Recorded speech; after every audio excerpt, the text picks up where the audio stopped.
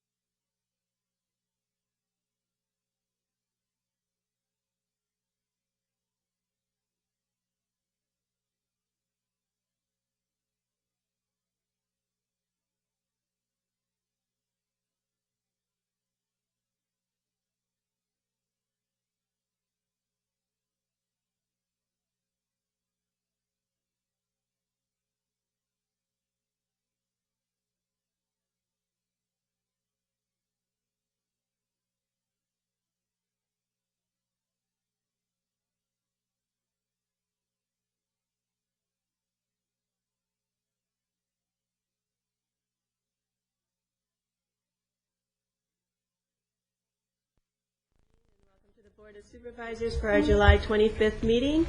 Roberta, will you please call the roll? Supervisor Bennett? Here. Supervisor Long? Here. Supervisor Michaels? Here. Supervisor Flynn? Yes. And Supervisor Parks? Here. Thank you. Our next item is our moment of affirmation. I don't believe we have anyone here for that, so we'll move on to our Pledge of Allegiance. And Supervisor Michaels, will you please lead us? Certainly. Please join me in the pledge to the flag of this great nation. Hand over heart. Ready, begin. I pledge allegiance to the flag of the United States of America and to the republic for which it stands, one nation, under God, indivisible, with liberty and justice for all. Thank you. Our next item. Also a prayer that Condoleezza Rice is going to be successful in the Mid East. Thank you. That's a good thoughts. Our next item would be our minutes, and as I understand, we had a power outage that knocked out our minutes. So we'll continue that to our next meeting and move on to our agenda review. Madam Chair, members of the board, there are some clarifications and a couple adjustments to the agenda. Starting with consent item number 28. On the agenda only, the title should read Healthcare Agency, Behavioral Health. On item number 44, there's been a request to remove that from the agenda. Item 64, the title only, the word change should read charges. It's one of the benefits, I guess, of spell check, that the word was spelled right, it was just the wrong word. Item 67, there's a revised resolution that you've received. Item 72, Exhibit 1 was omitted from the agenda books and now has been provided to the board. And lastly, item 73, request to remove from agenda.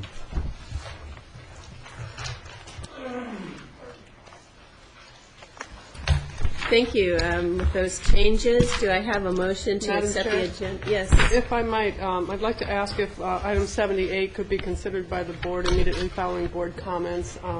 There's a presenter here from Rancho Cumulas Board of Directors, and she has a busy schedule. If we can move that up. Absolutely. Thank you. That works fine. Do we have a motion to accept the agenda as revised? We have a motion from Supervisor Flynn and a second from Supervisor Long. Seeing no objection, then the agenda stands as revised. We'll now move on to our consent agenda items. That is a whopping amount of agenda items from 10 to 48. I just want to make a comment. Yes. On agenda item 12, so we'll pull that one. Is there anyone else that would like to pull one for discussion? Okay.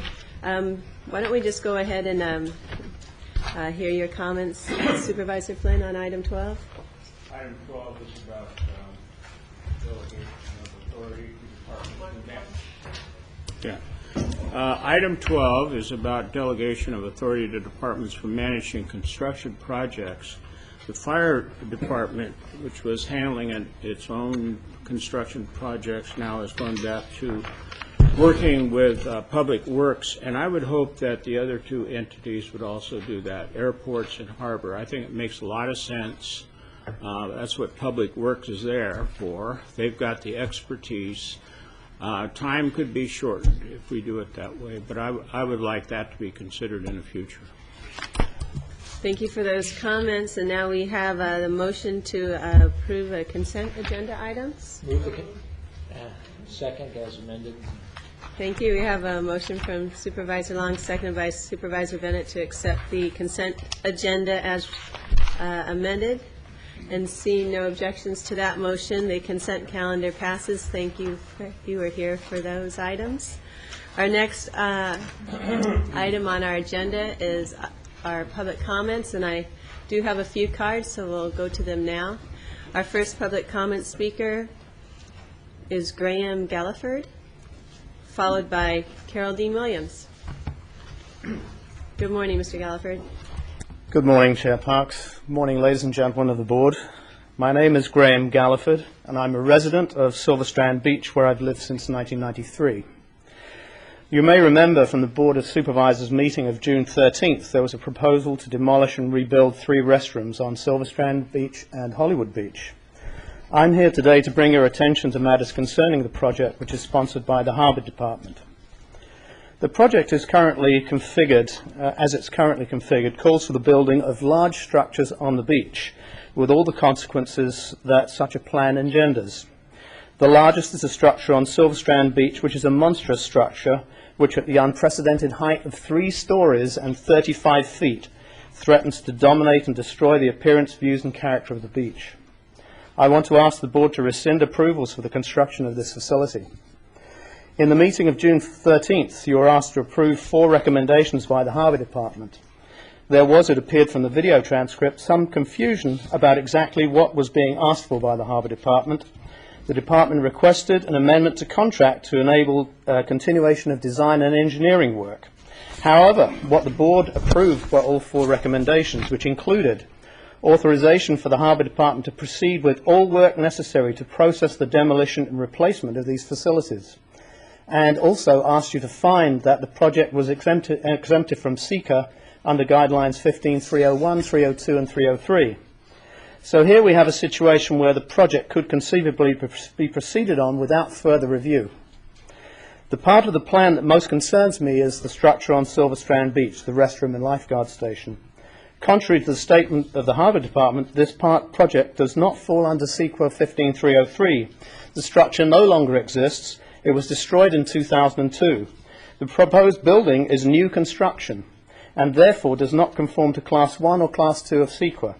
Class 3, the class that deals with new building, deals with small structures.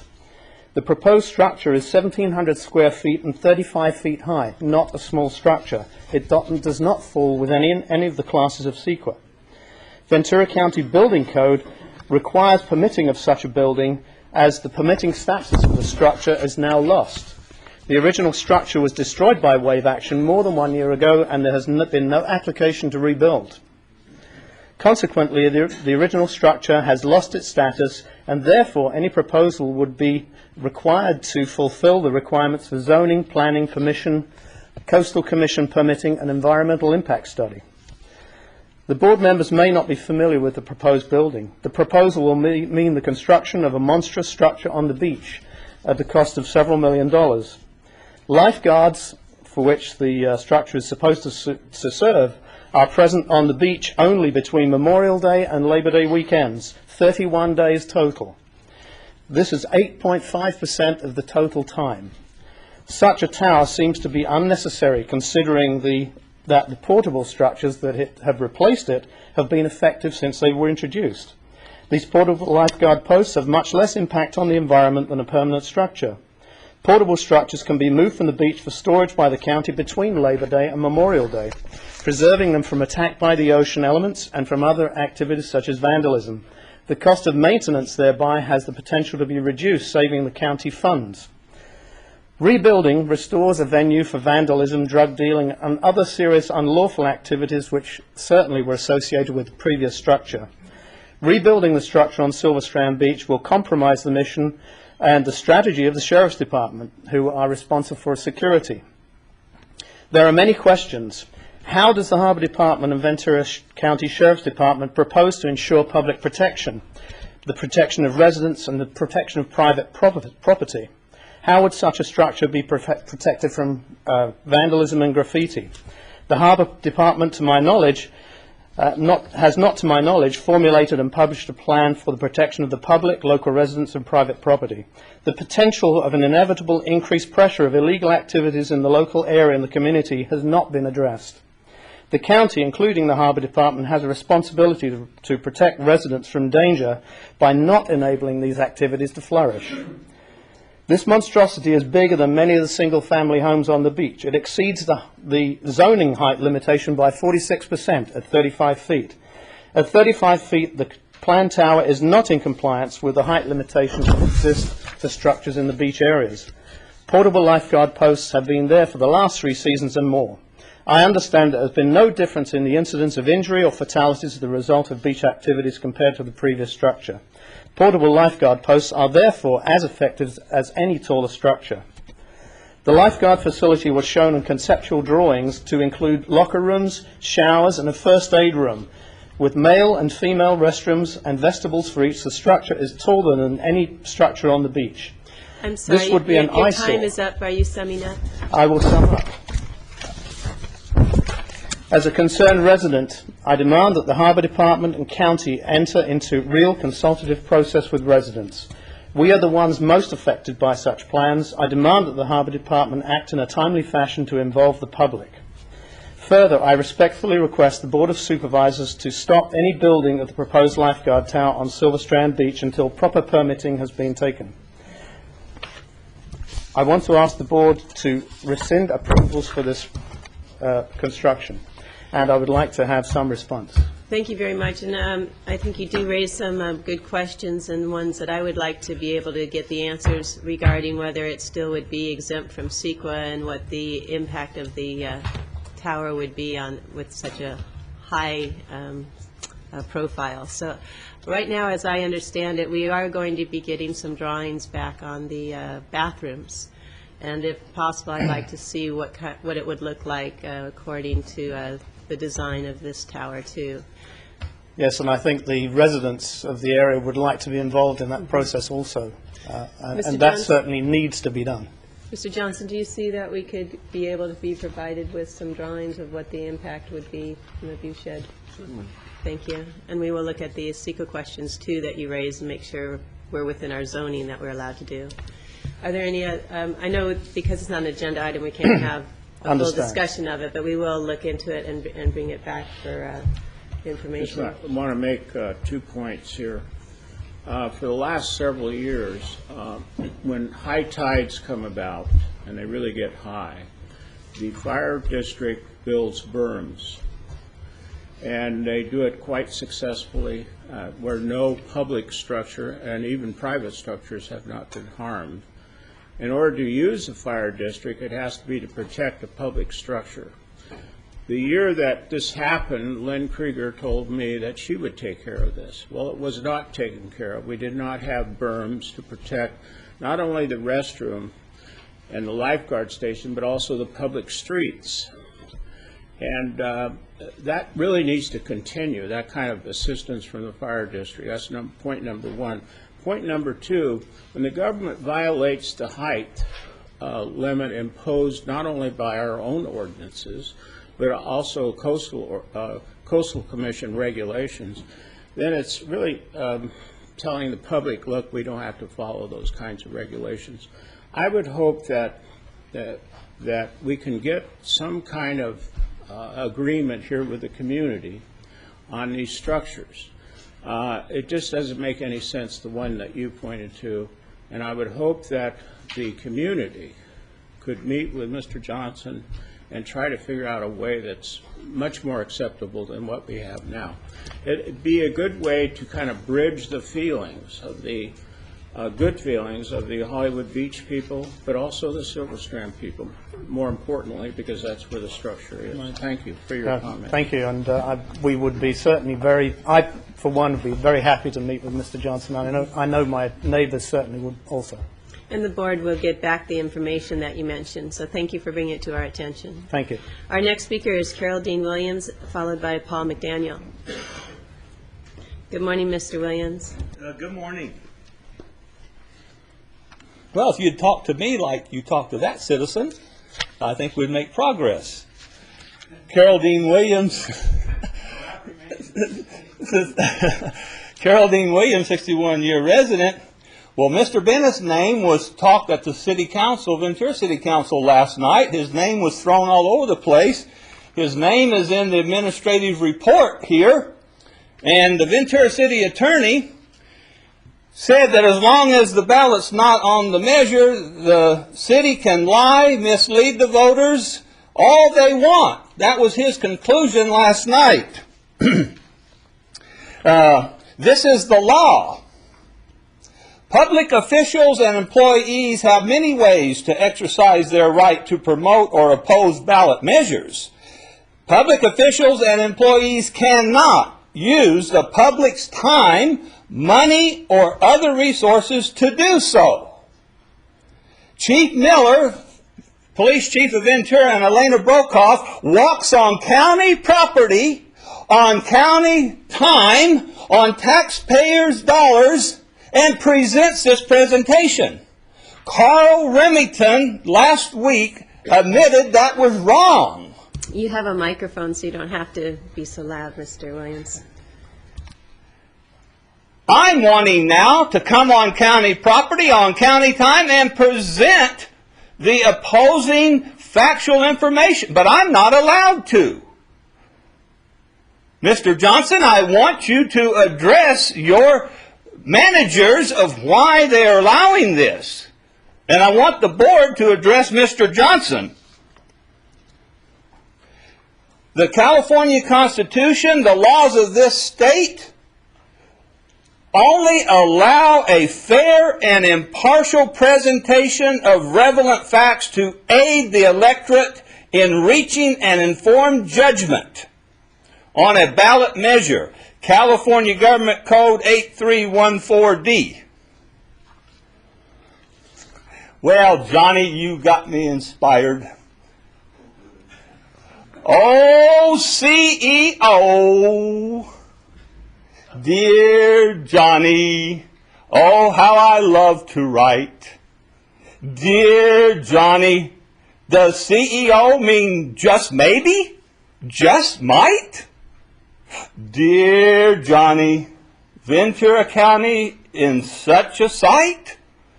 Dear Johnny, doesn't CEO mean might? Power.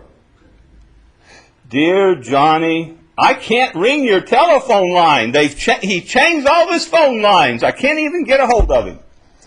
Dear Johnny, to tell you, probation managers wasted taxpayers' dimes. Dear Johnny, I hope for some email. Unblind. Dear Johnny, CEO must be available all times. Dear Johnny, oh, how I love to assist. Dear Johnny, even turtles stick their necks out to see the risk. Dear Johnny, I do see your three-board majority view. Dear Johnny, you never know which three will say do. Dear Johnny, oh, how I love to write. Dear Johnny, can't you see easy options in sight? Well, our mayor of Ventura works for the county of Ventura, Carl Morehouse. Last night, he at least freely admitted that it was fear.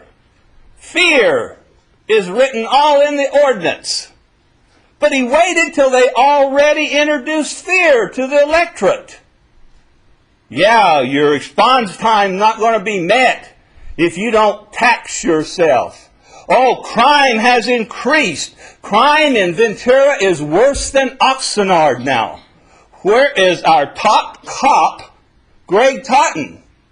Where is our top cop, Greg Totten, to allow crime in Ventura to exceed Oxnard? That's the Chief Miller's presentation. Crime in Ventura is worse than Oxnard. Quote Chief Miller.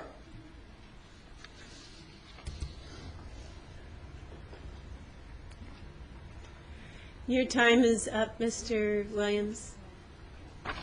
No discussion? I have none. Thank you. For your comments. But I would say crime in Oxnard is going down. Our next speaker is Paul McDaniel, followed by Alfred Eggert. Good morning, Mr. McDaniel. Good morning. Thank you for the opportunity to address the board. I live on Strickland Drive out by Rio Mesa High School. I've lived there for 6 years, and my neighbor Paul Wilverts came this morning too. He's lived there for 53 years.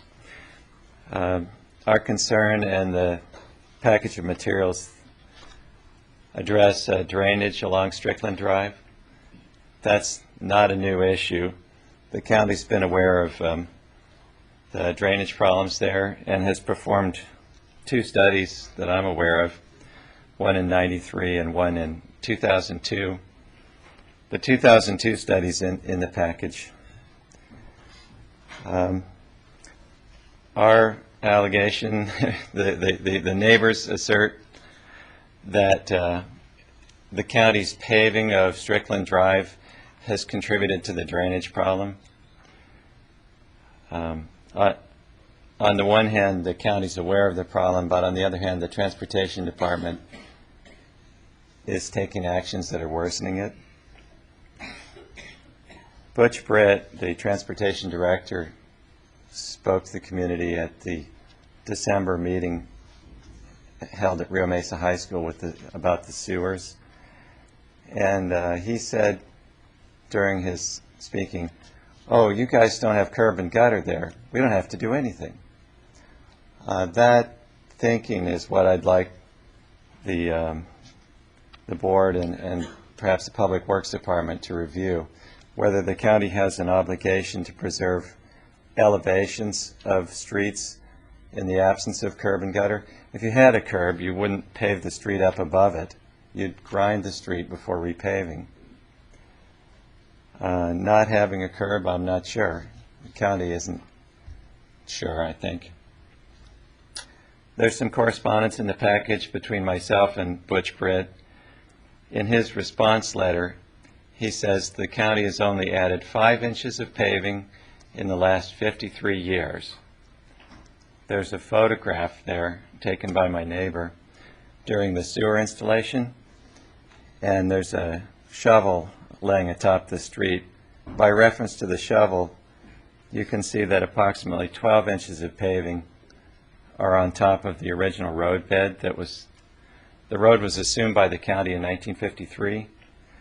On top of that road bed is 12 inches of paving, and since the date that the photo was taken, an additional layer has been added. So that's 14 inches. So that's it. That's all I have. Thank you. Thank you.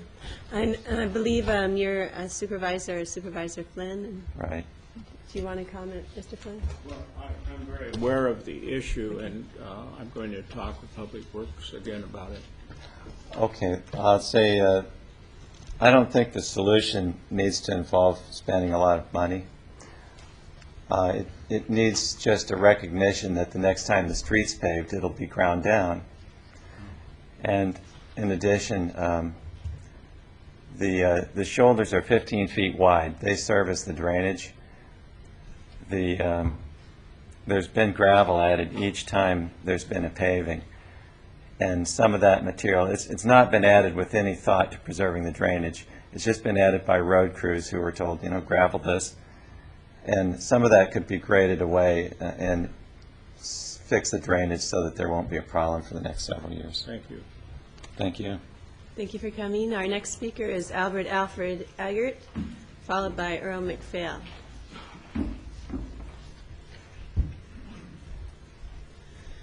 Good morning, Mr. Eggert. Good morning. Good morning, ladies and gentlemen of the Board of Supervisors.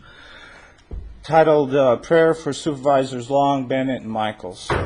February 3rd, 1983, Public Law 97-280 states that renewing our knowledge of and faith in God through the Holy Scriptures can strengthen us as a nation and a people. The Congress further found that the United States has a national need to study and apply the teachings of the Holy Scriptures. This law was enacted by President Ronald Reagan. At a breakfast following the President's speech, he recalled a short story I'd like to submit forthwith. In the words of President Ronald Reagan, "You know, on the way over I remembered something that happened a long time ago when teachers could talk about things like religion in the classroom. And a very lovely teacher was talking to her class of young boys, and she asked, 'How many of you would like to go to heaven?' And all the hands instantly shot up in the air at once, except for one. And she was astounded.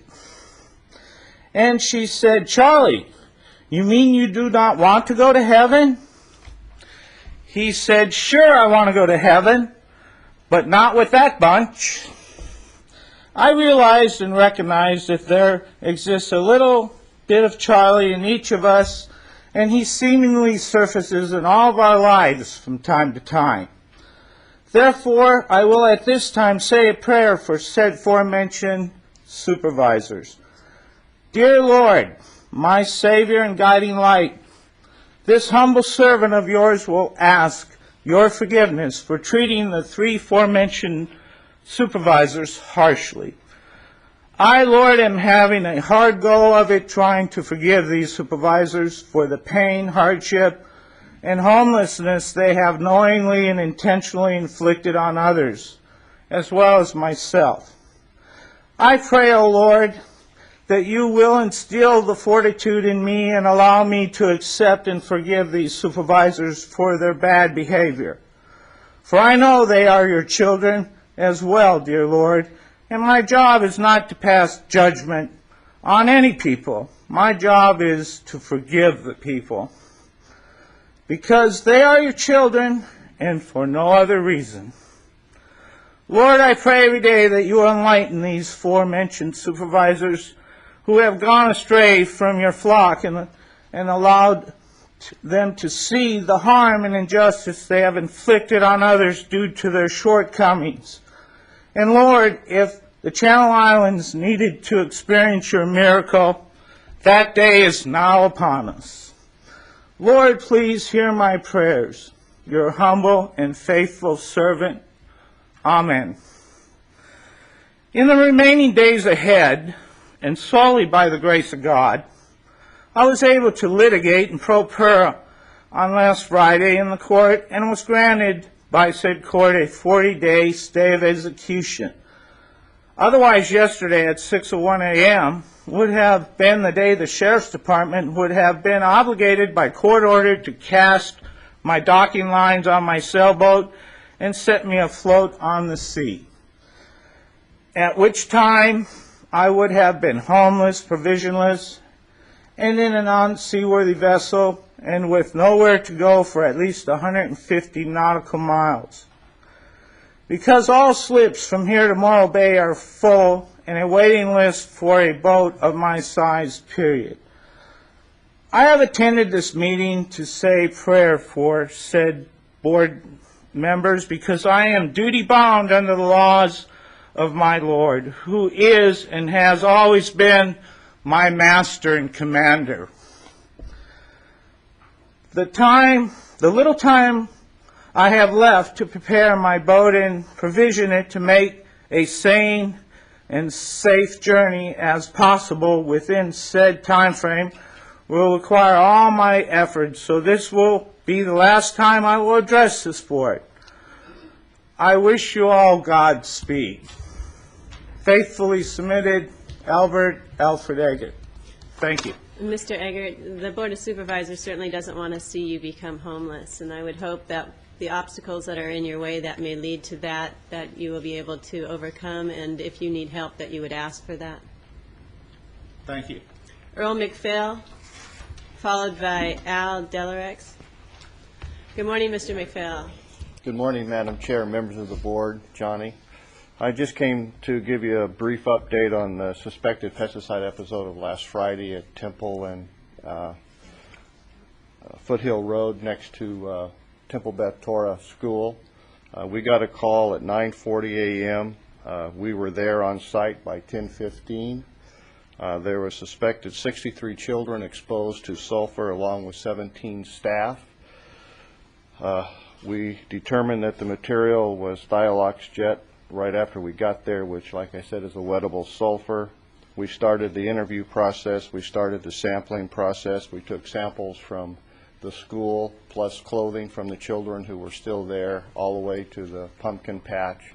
Those samples are now at the Anaheim Chemistry Lab, and we hope to have results of those tests by the end of this week.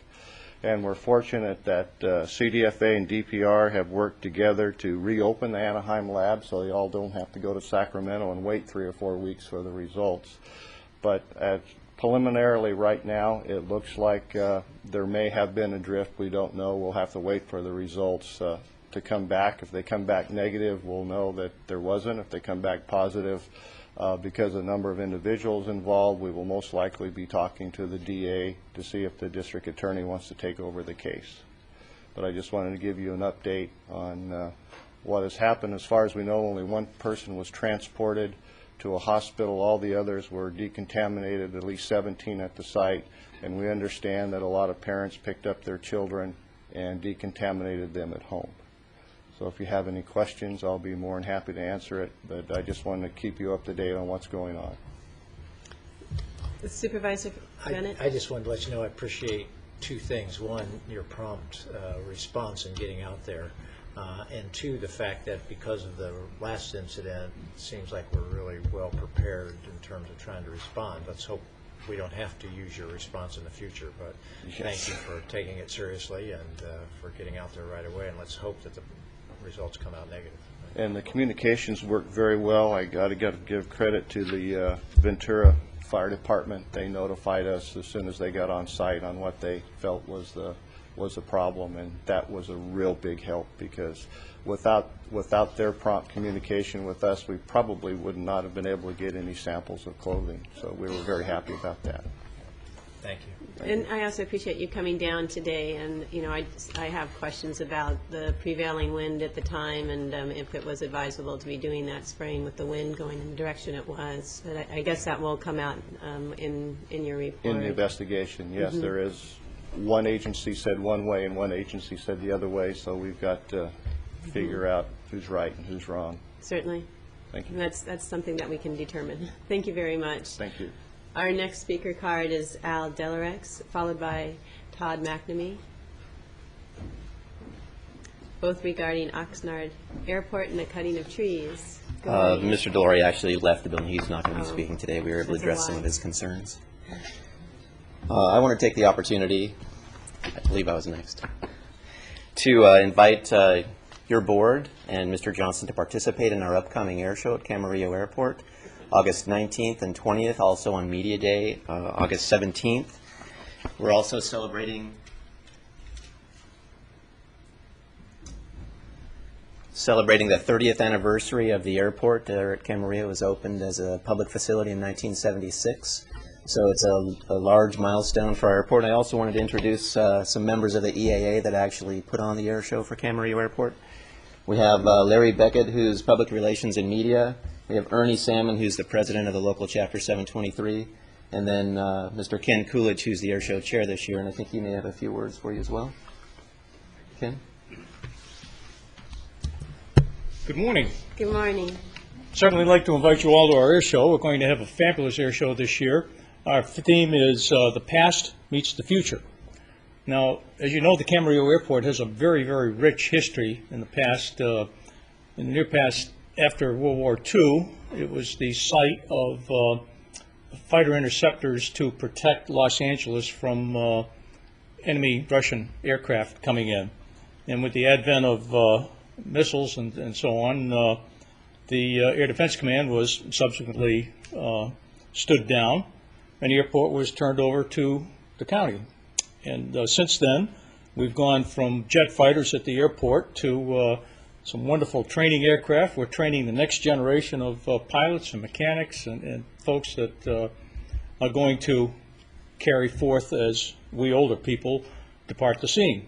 So we're trying to show how the past meets the future in this air show. We have a wonderful air demonstrations of some old World War II aircraft right down to some modern day aircraft I think everybody will enjoy.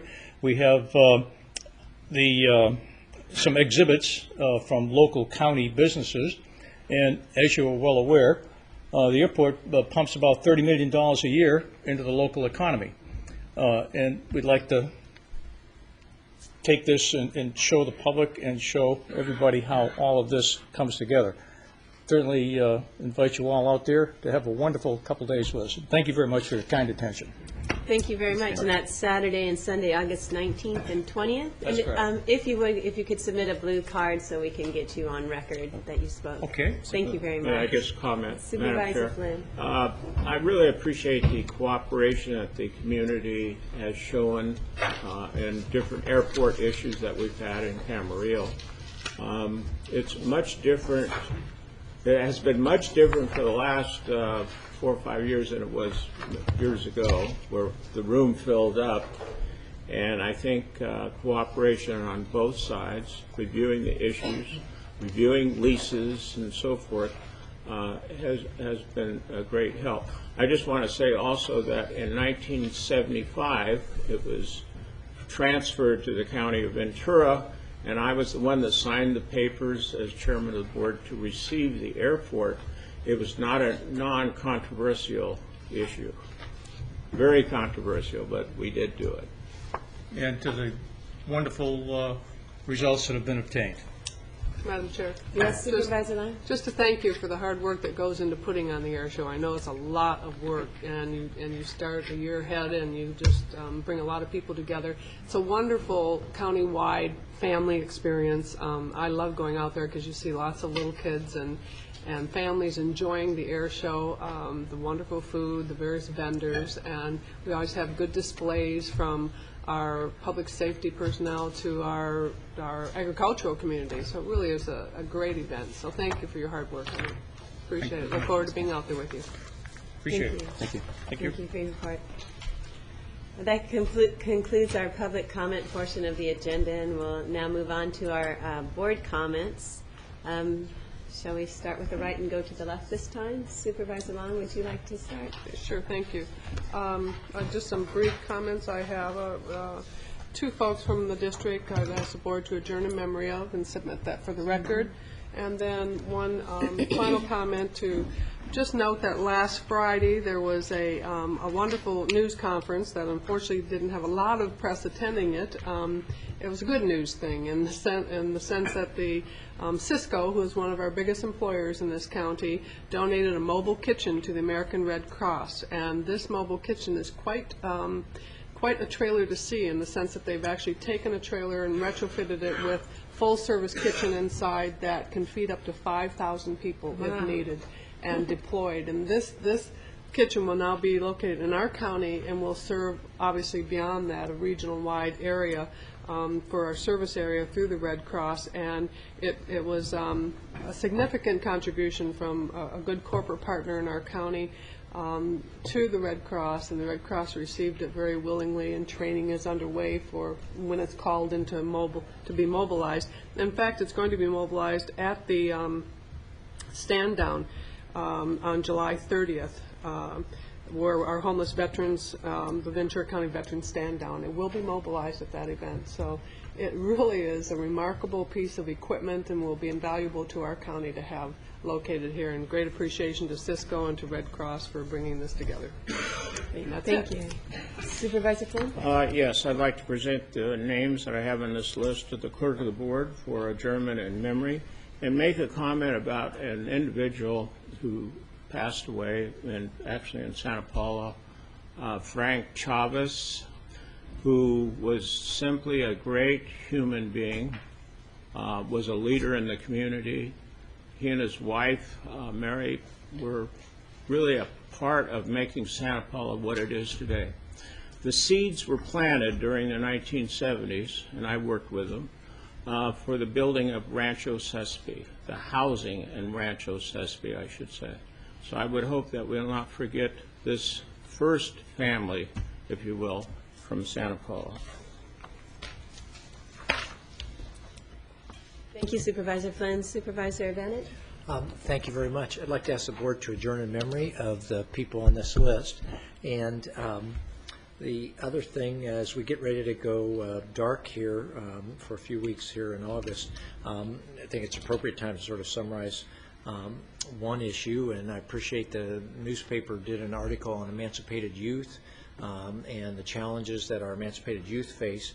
And so it stimulated me to try to share a comment. I think that, one, we've said it before here in this room, that we all have to keep reminding ourselves that children that don't have parents need even more need the benefits of an extended family.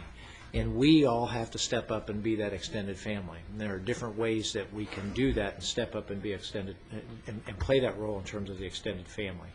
From helping fundraise for lots of things that these children need that their foster parents would not be able to give them without that, stepping up and being foster parents, helping foster parents. But I would offer, as you look at the perspective of these youth and trying to help them, I've recently come up with this thought that I'd like to share with us, which is that the younger the child, the easier it is to figure out what to do for them. But the older the child, just like raising your own children at home, the more complicated it gets. When they're young and you just have this, 3 or 4 day old baby that is there and needs help, it's pretty easy to know. We all know the routine. It's food in and change the diapers, and it's they need a home, they need somebody to care for them. As they become teenagers, it is much more complicated to take care of the teenagers in our own homes, and it is more complicated for us to figure that out with our emancipated youth. But certainly, we need help all the way through the spectrum, and it's something that I hope we can, I will certainly endeavor to try to keep it on the radar screen for us this fall, over the next few years, as we keep trying at all levels. We need more foster homes for children at all levels, but we need creative solutions for children as they start to age out of our system, so that we don't have children suffering something that most of us would have had great difficulty with, which is turn 18 and imagine being cut off from your extended family completely when you turn 18. Most of us would have had a great deal of difficulty in that situation, and our emancipated youth they have some services and some help, but they're having challenges also. So thank you very much. Thank you, Supervisor Bennett. Supervisor Michaels? Yes, I would ask the board to adjourn in memory of the persons on this list from the 4th District, and I would like to call out one, and that's Mr. Cliff Snowden.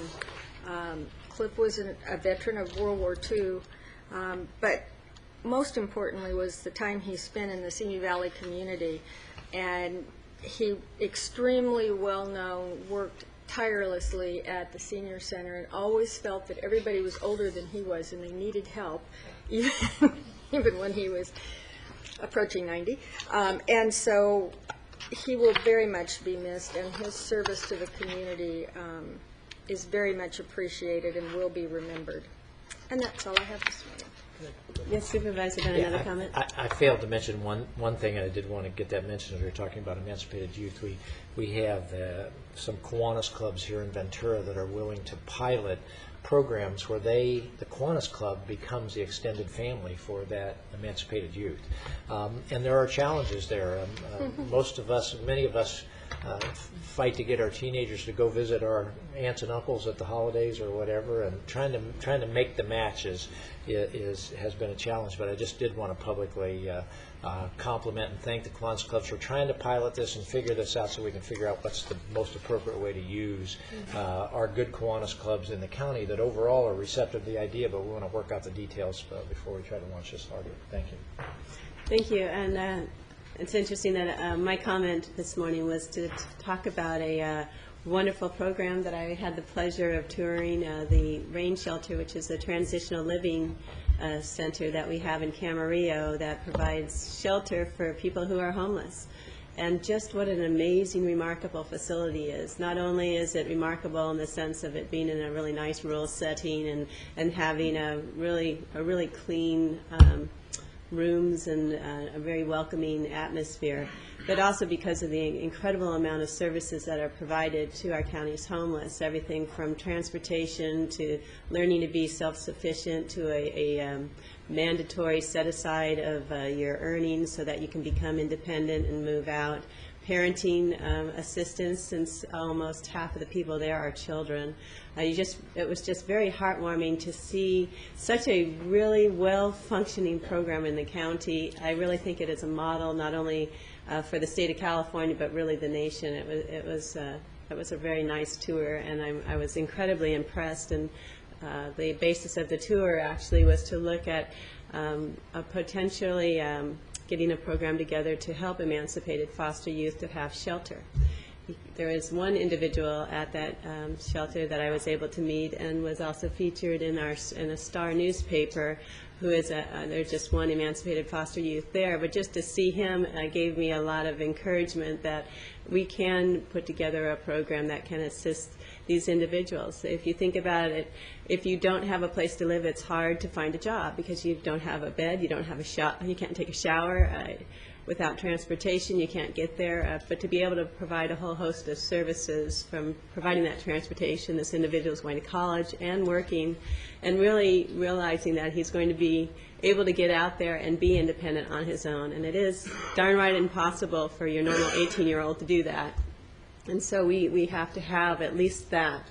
And so I'm looking forward to maybe doing an expansion of the programs that we have in place. The Rain Transitional Facility is just incredible and would be a great model. But I do agree we need to move forward in our county just to address this. It is a problem and it's something that needs help. So I just wanted to say how impressed I was and how much I enjoyed that visit. So we're doing a great job. With that ends our board comments, and as requested, we're going to first go to our item 78, I believe it is, and this is an item from the Public Works Agency. Good morning. Good morning, Madam Chair, members of the board, and Mr. Johnson. The item before you today is, among other recommendations, approval and award of a negotiated contract with Eagle Restoration of Arcadia. We solicited bids for a contract to restore a small adobe at Rancho Comulas. When we had the bid opening on June 1st, there were no responsive bids, even though we had about 12 plan holders that took out plans. The Public Contract Code allows us to enter into a negotiated contract in those circumstances. So we subsequently negotiated a contract with Eagle Restoration for some $678,538, and that's the contract before you for your approval. I'll be happy to answer any questions regarding the recommended actions, but I'd like the board's indulgence, and with the chair's permission, I'd like to introduce Monica Nolan from the CEO's office to give a brief overview of the project.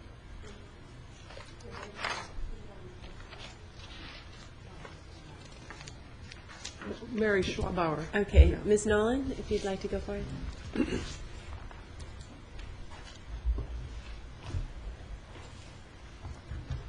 morning, Madam Chair and members of the board.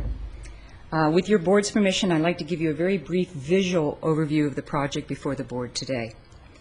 Rancho Comulas' history began over 200 years ago. It was first an early Native American village, then a large Spanish rancho and the home of a prominent Californio family, the de Valles. Comulas was also the setting of the 19th century novel Ramona. Its story continues today as an example of a successful ongoing agricultural operation that has endured and evolved for over 150 years. 40 acres of the 1,800-acre ranch was declared a National Historic Landmark in 1999. The ranch property is owned by the descendants of the Rubel family, who purchased it from the de Valles in the 1930s. The Rubels have diligently stewarded the land for nearly 80 years. A 10-acre portion of the property, which is just south of State Highway 126 within that rectangle, contains the major historic buildings and is leased to the Rancho Cumulos Museum. The museum is a nonprofit organization dedicated to the rehabilitation, preservation, and interpretation of this site. In the 1994 Northridge earthquake, the historic buildings on the ranch were badly damaged. Through state and federal grants and assistance from the county, the main adobe and the schoolhouse were repaired in 1996. And these pictures tell you about how the history of the site has remained virtually unchanged for over 100 years. The 1888 photo is the classic Ramona Story photo. The same corner, 1994, after the earthquake, and the same corner again when it was restored in 1996.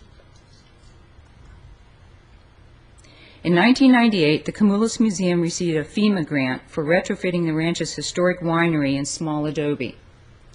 At the same time, the county applied for and received T funds to assist in funding this rehab, as well as construction of a separate visitor restroom. And then in 2002, the county took over management of both of these restoration projects. Before the board today is approval to proceed with retrofitting and rehabilitation of the 2,700 square foot small adobe.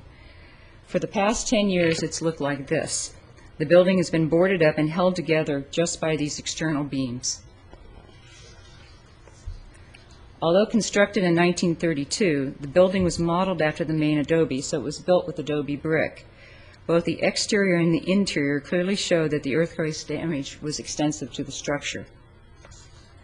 Ironically, the building had just gone through a major refurbishment just weeks before the '94 quake. And although the walls are buckled and cracked, you can tell that the interior, particularly the floor and the wood molding, is in remarkably good shape. So this is how the building looked in 1932, and this is what it's going to look like once again after the work is completed. In accordance with the terms of the T grant, the small adobe will be used as a traveler rest stop for Highway 126, and it will be the Eastern Visitor Center for the Heritage Valley. So with that, I'd like to introduce to you the current chair of the Cumulos Museum, Mary Schwabauer, and she'd like to come up and say a few words to the board. Good morning. Thank you for coming. Good morning, all of you. Thank you very, very much for the privilege of addressing you. We have been remiss over the last several years and not personally coming to this group of people who have been instrumental in making that site a growing, important, vital part of Ventura County. It will prove to be the eastern doorway for Ventura County in coming years, with this site rebuilt so that it is an accessible spot for tourists coming through Ventura County, aiming for Oxnard, Supervisor Flynn, and other sites at the western coast, because after all, it's cool, and they may be coming from the east. The site itself is one that is not as important as the big adobe, but it is the one that will set the impression and give the effect of Ventura County that will help others know we are a place to see, a place to stop, a place to spend money, and a place to go through on a way to someplace else. Thank you very, very much from the bottom of all of our hearts for what you have done. We could not possibly be where we are as far as retrofitting is concerned, restoration is concerned, had you from every single one of the 5 districts given us the support we have needed. We thank you for that, and we hope at some time in the future you would be able to come out and visit. We would be delighted to see you, because increasingly it is becoming a destination for those of us who live here. And for those who don't live here, it's a place they want to see and visit and learn about.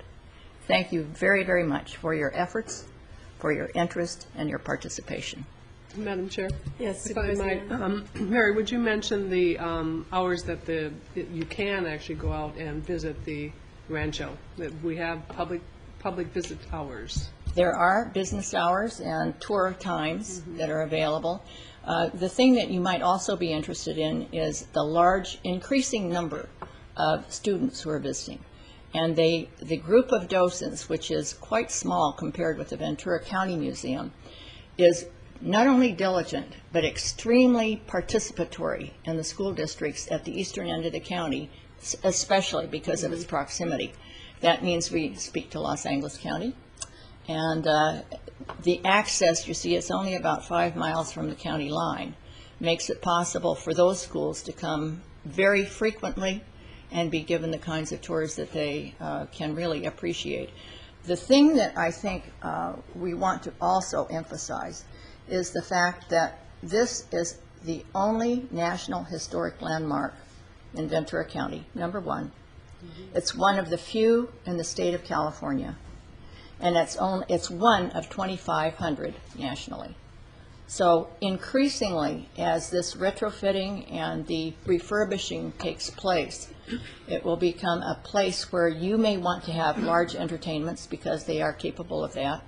And now that we will have restroom facilities, which is a real step up, it will make it much easier for those who come and go. We anticipate that it will be a stopping place, not only for the train when that is finished, but also as a stopping place for those entering Ventura County and wondering what there is to see that they have not seen before. And that will be provided there. Are there any other questions that I may answer? My thanks again, Madam Chair. If I did make a comment, it preserves a piece of the romantic period of California. And I thank you for your sincerity in moving this project forward. Well, it couldn't have been done without you, Supervisor Flynn. And that's why I have been remiss in not coming in. Because over this period from 1995 on, regardless of the constituency, you have been a part of this planning. And now that we have reached this point, we fully expect by 2007 that it will be, with this building completed, that the accessibility for the general public will have increased tremendously. So we will look forward to having any of you out there, and when we have special events, you will be our guests. Thank you very much. Madam Chair. Thank you, If I Supervisor might, Long. thank you so much, and thank you for bringing this up early so that Mary can get on with her day. As you can see, it truly is a treasure to have. It's a part of the Heritage Valley. It's certainly part of our Rails to Trails program. It's just a significant National Historic Landmark. And I appreciate the good work that has been undertaken by our staff, but also the Board of Directors of Rancho Cumulus. They've been small but mighty band, and making sure we keep taking steps forward. And with that, move the recommended action. Second.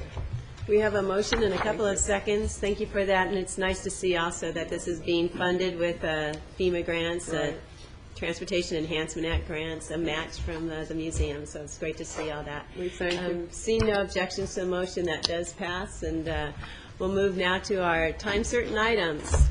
We have a very special one, our first one, and that is for a very special person, Richard Shaw, upon his retirement, to which we all say, no! I've been able to work with Richard in my office, and just have found him to be an exemplary employee and someone with a lot of passion and commitment for what he does. And I think Supervisor Bennett's going to be doing the resolution. Thank you. Richard, would you come forward so we can appropriately recognize you?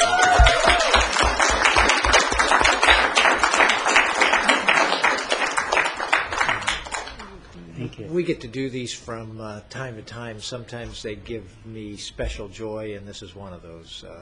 As I talk to people about you and getting prepared for this, you have touched so many people in county government with your sincerity and your genuine support, particularly for those that are in need and those that depend on county government and stuff. So with great pleasure, I'm going to take the time to actually read this whole resolution to kick this thing off. And is Curtis Updike here? He's on vacation. He is, okay. All right. So they thought that Curtis might be here because it seems like everybody's on vacation for at this time for your thing. This is a resolution of the Board of Supervisors of Ventura County honoring Richard Shaw upon his retirement.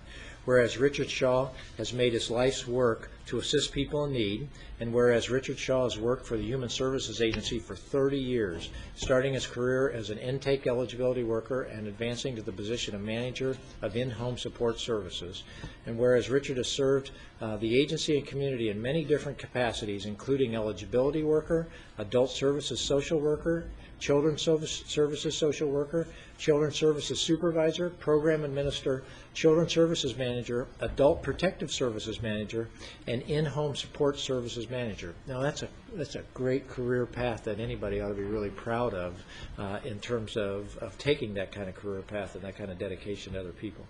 Whereas Richard's private volunteer activities, such as serving as a big brother, mentoring foster youth, and participating on the Independent Living Skills Program Committee, further demonstrate his character and commitment to helping others. Now, therefore, be it resolved that the Ventura County Board of Supervisors takes great pleasure in honoring and thanking Richard Shaw, Human Service Agency Manager, for his 30 years of service to the County of Ventura, and commend him on his exceptional dedication to children and seniors throughout Ventura County. Be it further resolved that the Ventura County Board of Supervisors wishes Richard a retirement full of good health and happiness with which to enjoy family, friends, and new endeavors. Presented this day, the 25th of July, 2006. I'd like to bring this down, and we would love to hear some sage words of advice from you before you take off. Well, thank you very much. Certainly nothing happens without the board, and I appreciate the board's support for all of our agency's activities that we undertake to help those individuals that are less fortunate in our community.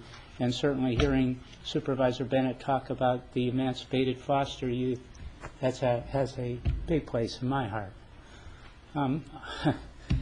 Also, I'd like to thank all the people who support me and the services that we've all provided.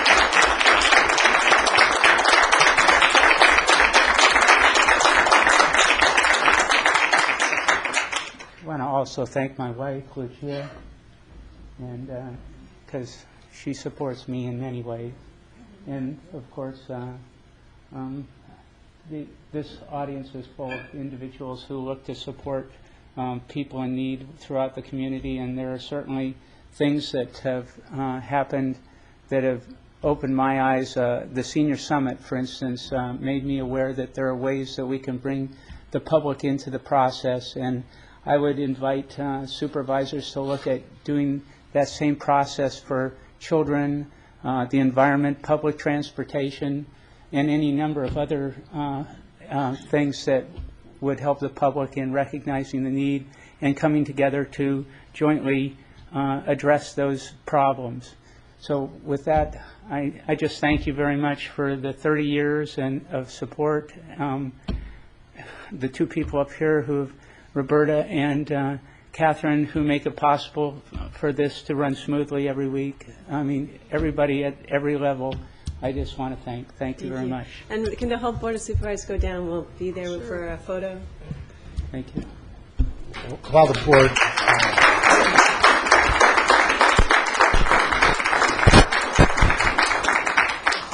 While the board comes down and we get ready for the photo, I just think you just saw a special atmosphere hit the room as Richard started to talk, and that's exactly what we're really trying to honor here today, Richard. So thank you very much.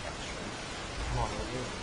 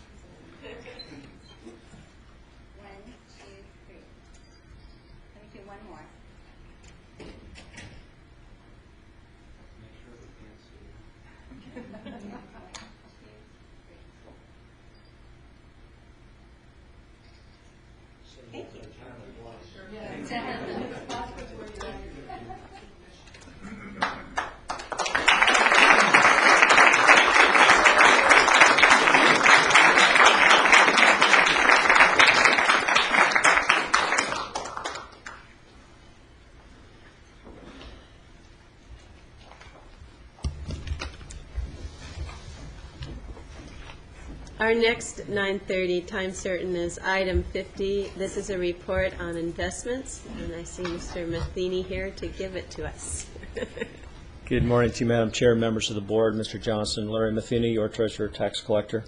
While we still have that warm glow in the room, I'd like to add that Rich Shaw attended his first meeting as a member of the Teach Committee yesterday and began with a number of suggestions for ways in which we can broaden the scope of help that we provide to foster youth in our community. It was a delight to have him there. The last time I think he attended a meeting was something like maybe 6 years ago, and he had the chance to spend maybe 2-3 months as a committee member until a job reassignment made that very difficult. So he was welcomed back with a great deal of gratitude. So look forward to Rich having more free time. I love the fact that somebody like Rich, who now goes into retirement, begins loading up his schedule with something like Teach or other forms of community service. It's a great testimony to what his heart is. Our report for the month of June continues that upward path on our yield in the Treasury. We returned 4.28%. There was a $1.6 billion average balance through that month. And I wanted to just take a moment to share with you that part of the reason that the balance is where it is because of the taxpayers of the County of Ventura who were paying, again, in terms of dollars, record numbers. Our collection rate was down just a little bit from last year. I figured sooner or later we were going to have a downturn because we had a period of something like 11 straight years where the collection rate was improving year upon year upon year. Well, we dropped, but the drop was 0.4%, down to 98.2% success on collecting the secured roll. Because the roll is so much greater than it used to be, we still brought in $76 million more in property tax revenue for these various agencies, including the County of Ventura. So I'm very pleased that I live in a county where people are as responsible as they are and step up to the plate. These property tax bills, as probably many of you can attest to, are pretty high. They are intimidating in a lot of ways, but people are paying them, which shows that there's a level of prosperity in this county that I think goes pretty deep. If you have any questions, I'd be very happy to try to answer them. Supervisor Long? I appreciate the report, and I think we've really put in place a good practice of having this brought forward to us on a regular basis. And this came out of years ago when things weren't so well in Orange County. And so the lessons we learned is that we have this public transparency of how are we doing, how are we investing, and you do a great job. I have a request under the public administrator role, the hat that you wear there.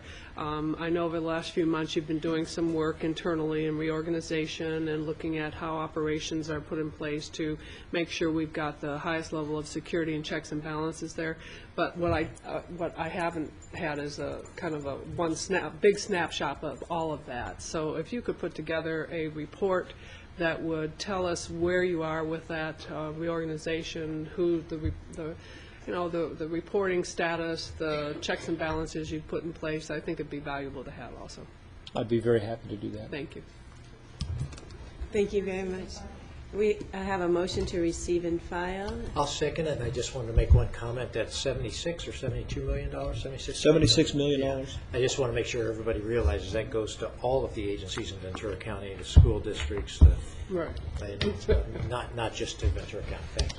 No windfalls. And I would just have to go ahead and comment that they are very high property taxes, but I know that they could be worse if we hadn't had some propositions in place.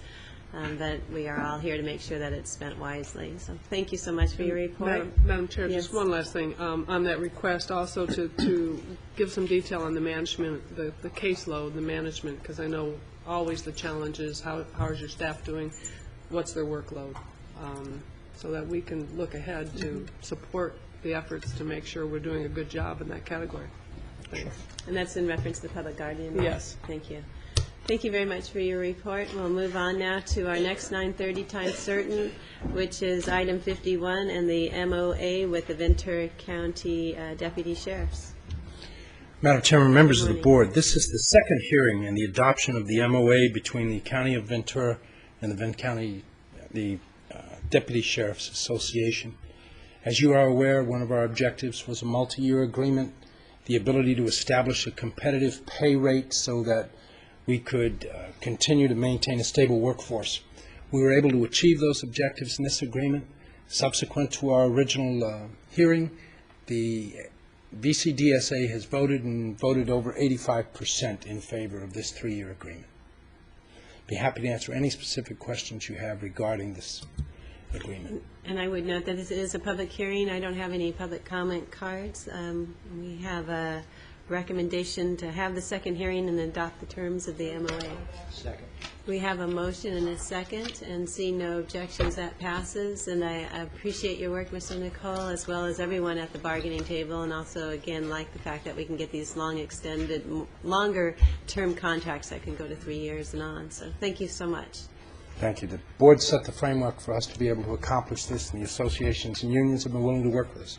Thank you. Thank you very much. Our next item is our 10 a.m. item, so I guess what we can do is go to our regular agenda, or would the board like to take a 10-minute break? Not hearing any strong desire for a 10-minute break. I'll move on to item 58. This is also, again, our Department of Airports, and Mr. McNamee is back. Thank you, Madam Good Chair, morning. members of the board, Mr. Johnson, good morning. This is for a lease at the Oxnard Airport Terminal with a company called Aero Computers. They do mapping software to point cameras and also identify areas of interest for DoD and law enforcement. They're currently operating at Oxnard Airport out of a private hangar under a commercial activity permit. The facility has actually been a restaurant historically, but in the last 5 years it's been a failing proposition as a restaurant. It's been difficult to collect rent. The service has been down. It's actually been vacant for close to a year now, or actually over a year. In spring of 2005, we went out with a request for proposal to seek a new operator. Only received 2 responses to that, neither of which were considered qualified. We then met with owners of Eggs and Things in the Elephant Bar, and neither of those entities felt the space was adequate to operate a successful restaurant, basically due to its size. And to expand it to the size that would work for them would be basically doubling it to a cost of $500,000 or more, which they were looking for the airport to invest rather than themselves. So we then looked for an alternative use and negotiated a lease agreement with Aero Computers.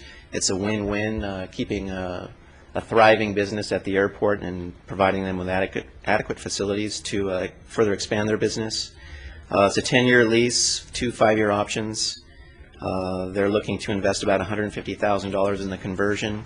We'll participate by, 1, donating the restaurant equipment, excuse me, to the Oakview Park and Resource Center, which is managed by the Interface Children and Family Services. So the restaurant equipment, stoves, ovens, dishwashing equipment, seating, tables, all that will find a good home and will continue to be used for good service. And this also, on behalf of our contribution, we're looking at further demolition in the restaurant and also the possibility of adding additional sprinklers to make sure we're meeting code as we do move forward through this conversion. We've negotiated a rent that was based on appraisal from our Public Works Real Property Services folks and established a rate at 75 cents per square foot per month. So we're basically taking our rent that we've historically seen of just over $5,000 a year and bumping it up to $27,000 a year. So it's a very positive upward swing for the Oxnard Airport. And we're pretty excited about this. And we've actually done some other remodeling in the terminal. If you have an opportunity to go by, there are a lot of upgrades inside the terminal for our passenger traffic, including the addition of some more vending machines to make sure that they're still served with food and drink with the restaurant taken out of service. So that's the staff report. Are there any comments by the board? I just make a comment. Supervisor Flynn? Yeah. This comment is really directed at Supervisor Bennett.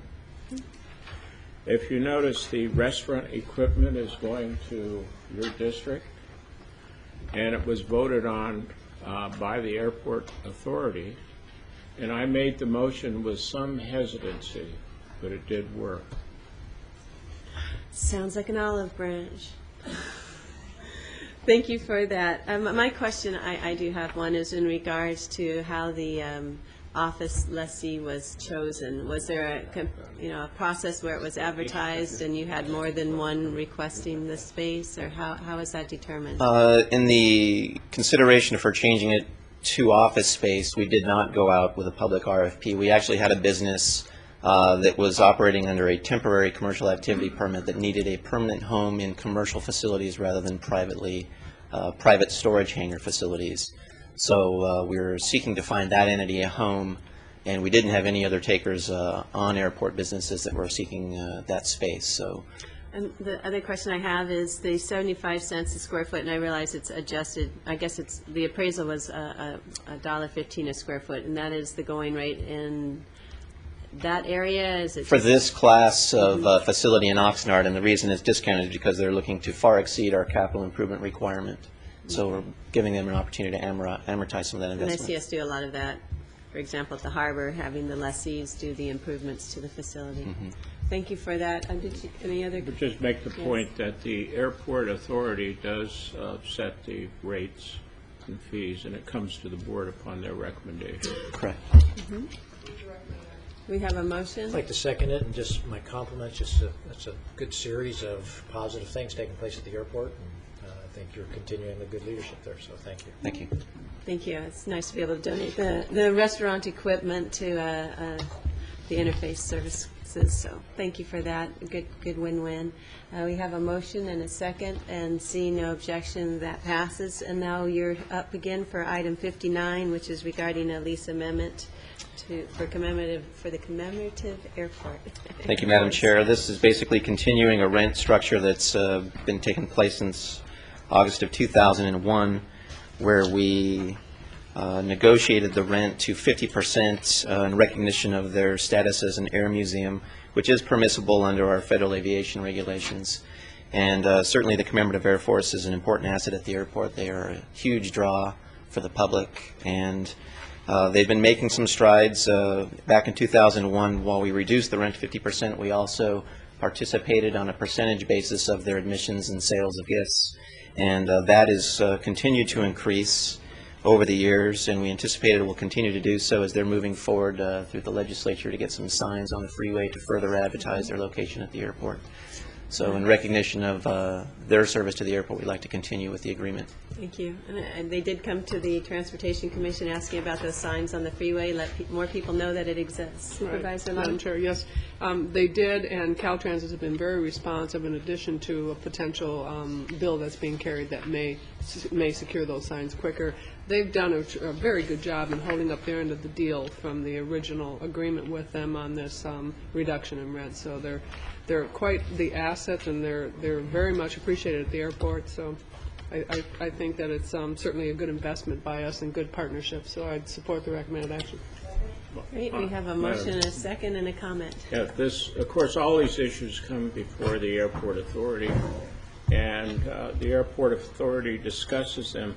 I do want to point out to the board, if you look into how rates and fees are set by the airport staff, recommended to the authority, and to the airport commission, and to the board of supervisors, once it goes through those steps, those rates are governed by several policies that have been adopted by the county. And this one relates to policy 3A. So the staff is operating under adopted policies for setting rates. Let me read 3A to you. It shall be the county policy that the rents and fees for those properties and or facilities that are for not-for-profit aviation museums and are operated consistent with the fundamental public service afforded by the Department of Airports may be adjusted to cause less than an ultimate recapture of the total cost, both direct and indirect, through reduced rental rates and fees in recognition of the tangible or intangible benefits to the airport. The reason I bring this out is the Harbor Department really doesn't have policies.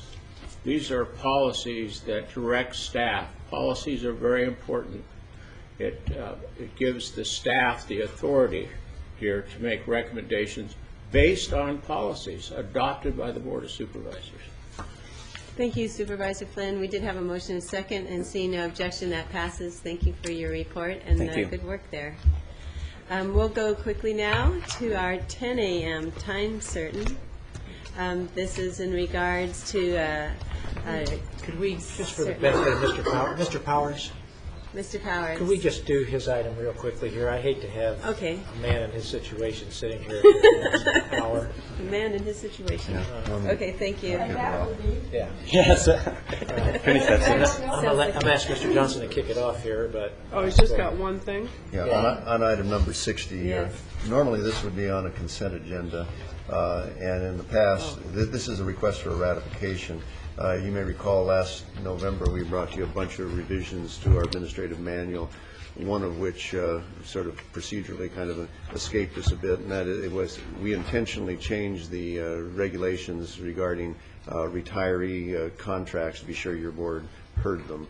There was traditionally an exemption over in the healthcare agency, which was removed, and that created certain complications. The healthcare agency, following the old procedures, went to purchasing, and it got hung up because of the change in the administrative manual, which is the reason why it's now a couple months later coming to you for ratification.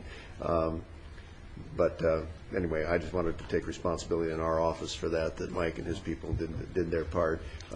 We have, I guess Mr. Powers has helped persuade Dr. Durand in his retirement to come back for a short period and help out during a really complicated transition period with the redesigning of healthcare services under Medi-Cal and a variety of other things. So our office is in support of this particular action. Do we have any comments? Move the recommended action. Second.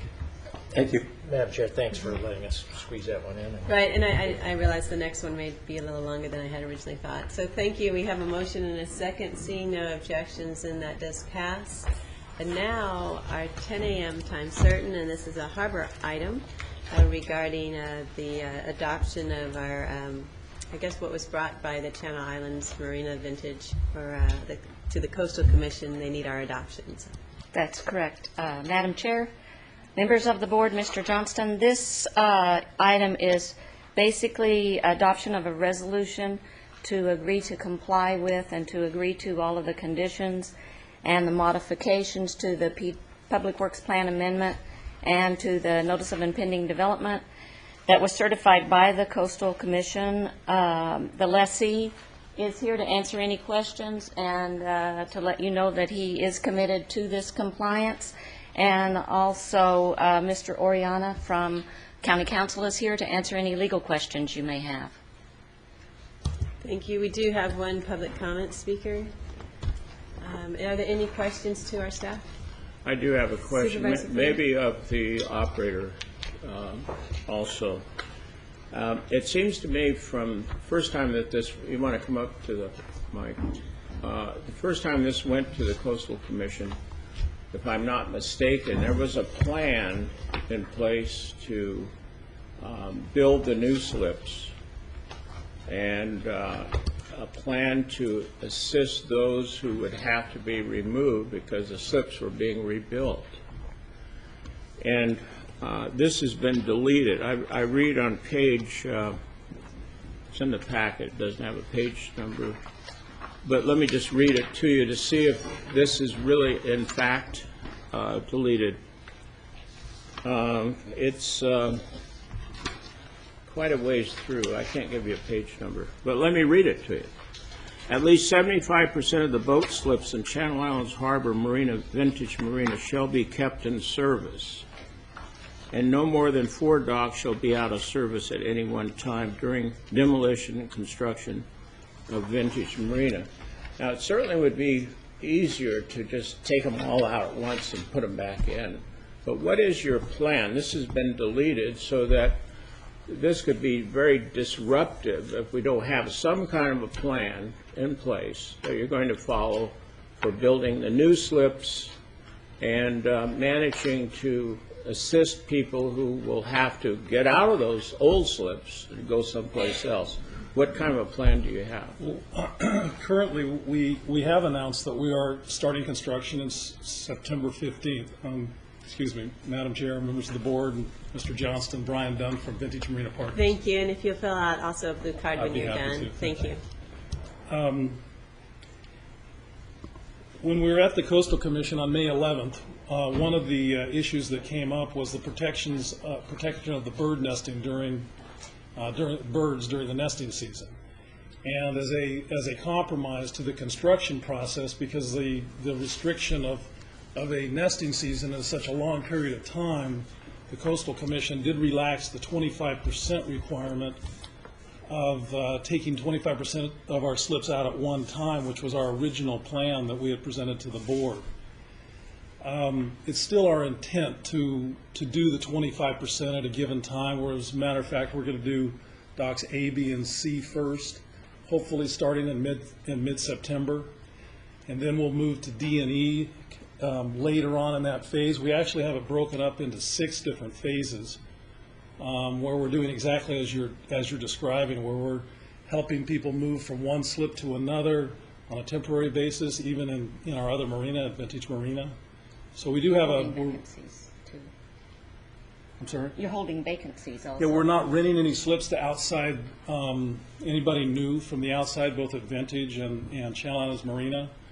So we have relocated off of the first 3 docks about 50 boaters to date, and we still have another 2 months to go before we're going to start tearing slips out. So we fully intend to work with every boater that we have the ability to side tie and raft up boats and put boats on inside ties, and are doing everything we possibly can to work with each individual boat owner at Channel Islands Harbor Marina to find a temporary space or another permanent space, or find a space in the new marina, is what we hope that as we rebuild, that people actually want to come back and keep their boat with us in the future. So we're signing people up based on the new slip design, and we will assign slips in the new marina based on seniority. Okay. Brian, I've known you for a long time, and I trust you to be a sensitive person, but this can be a sensitive issue. What I'd like to do is walk with you through the plan, and you can point out the docks that the slips are going to be removed first and so forth, so we can get an idea about it, so I can feel more comfortable with it. But I want to emphasize, I do trust your sensitivity. It's going to take a lot of sensitivity. This is a big, kind of a messy project to undertake.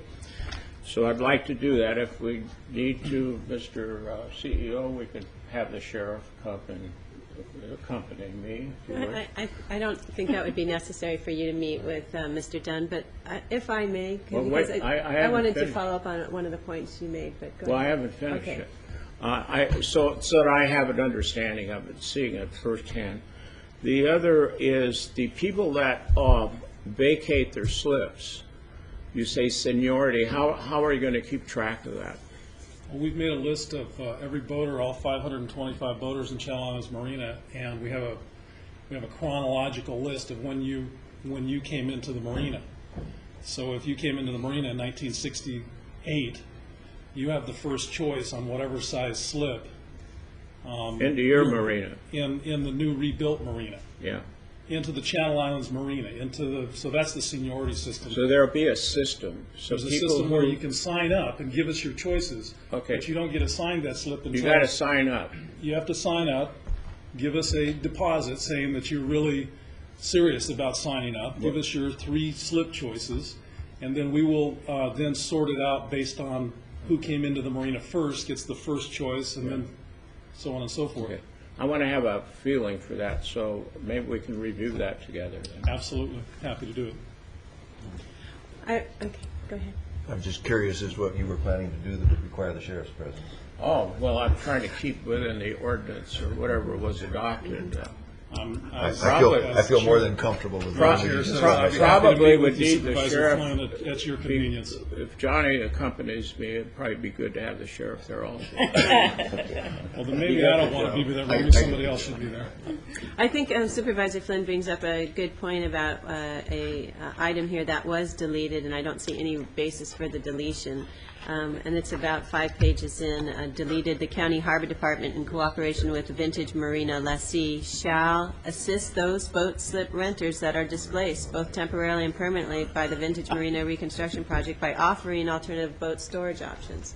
I mean, it sounds to me that is what we're going to be doing anyway, so I'm wondering why we need to delete that one, and if, I don't think there'd be any harm in reinserting it if that is the plan anyway. And we're certainly not defying the Coastal Commission in doing that. We're just saying we're going to take the effort with Vintage Marina and the Harbor District to help those who are displaced. So I'm just wondering if our county council could address our ability to go ahead and reinsert that.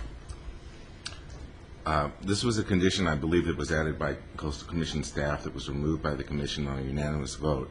And under the regulations, what's before you is to acknowledge receipt, accept, and agree to all the conditions without change. If you change anything, even a comma, it expires. The approval has to go back through the entire process, has to be reapproved by your board. I can understand. Okay, fine. So we'll go ahead and adopt this, but I would think at a later time we can direct our Harbor Department to work with Vintage to help all the displaced boaters. I can't see where that would be any harm. Thank you. Right.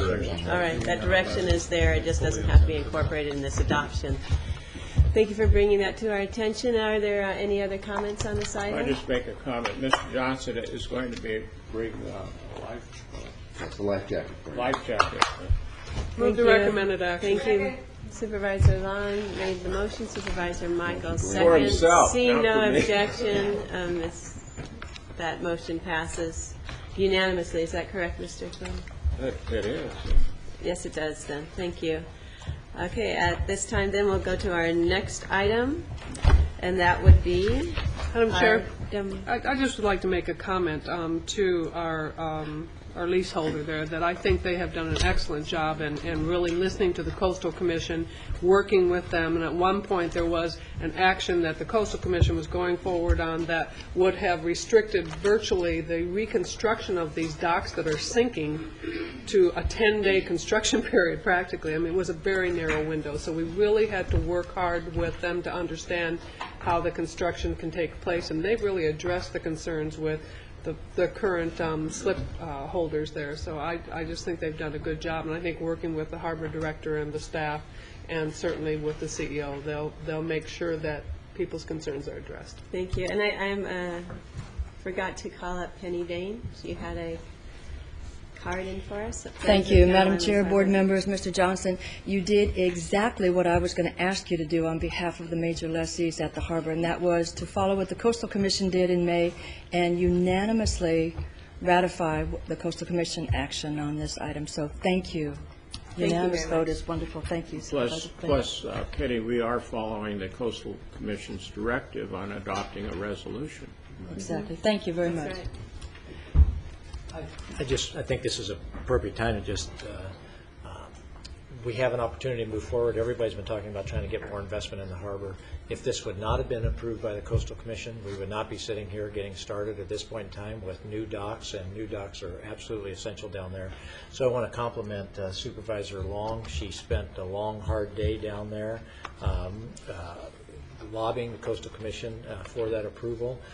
They did not receive the unanimous support of all the supervisors. They weren't lobbied by all of us, in spite of the fact that the board had done that. We had supervisors speaking against this, but Supervisor Long was able to prevail, along with the help of, I believe, Mr. Johnson, our CEO, was down there that day also. So that's the quiet behind-the-scenes stuff that people don't see that make a harbor work, and that's the stuff that I think we really ought to be focusing on in terms of trying to make sure we actually get the changes that we're all looking for, or we're claiming that we're looking for in the harbor. Thank you. Thank you. And I also appreciate the flexibility that the board took in putting in a requirement to assure that there's 25% of the slips will remain for small boaters. I think that was a good move, and I actually appreciated the Coastal Commission's condition regarding protection of the birds there too. So I think all in all we ended up with a better proposal.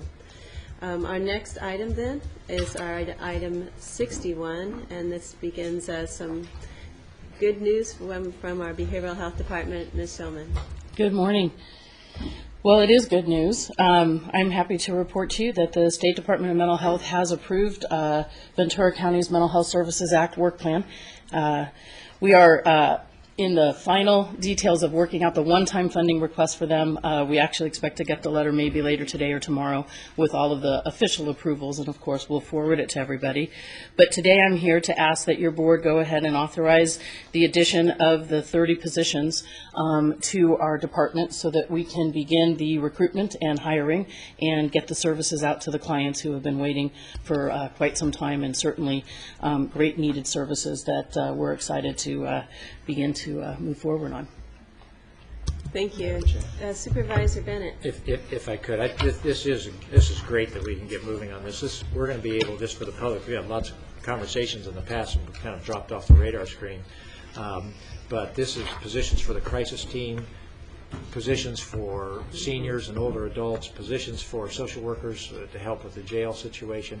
And these are vitally needed positions, and it's just great that we're finally able to start moving with Prop 63 funds. And we should see some of those improvements that we've all been sort of waiting for. Thank you very much. Thank you, Madam Chair. Yes, Supervisor Long. I guess the question is, how are we looking at the recruitment process? Are we facing challenges like a lot of other agencies and departments are? And I know our HR department is doing an excellent job in trying to streamline some of that, but 30 positions. There are. I think where in behavioral health, where we have the largest challenge in recruitment at this time is with mental health nurses.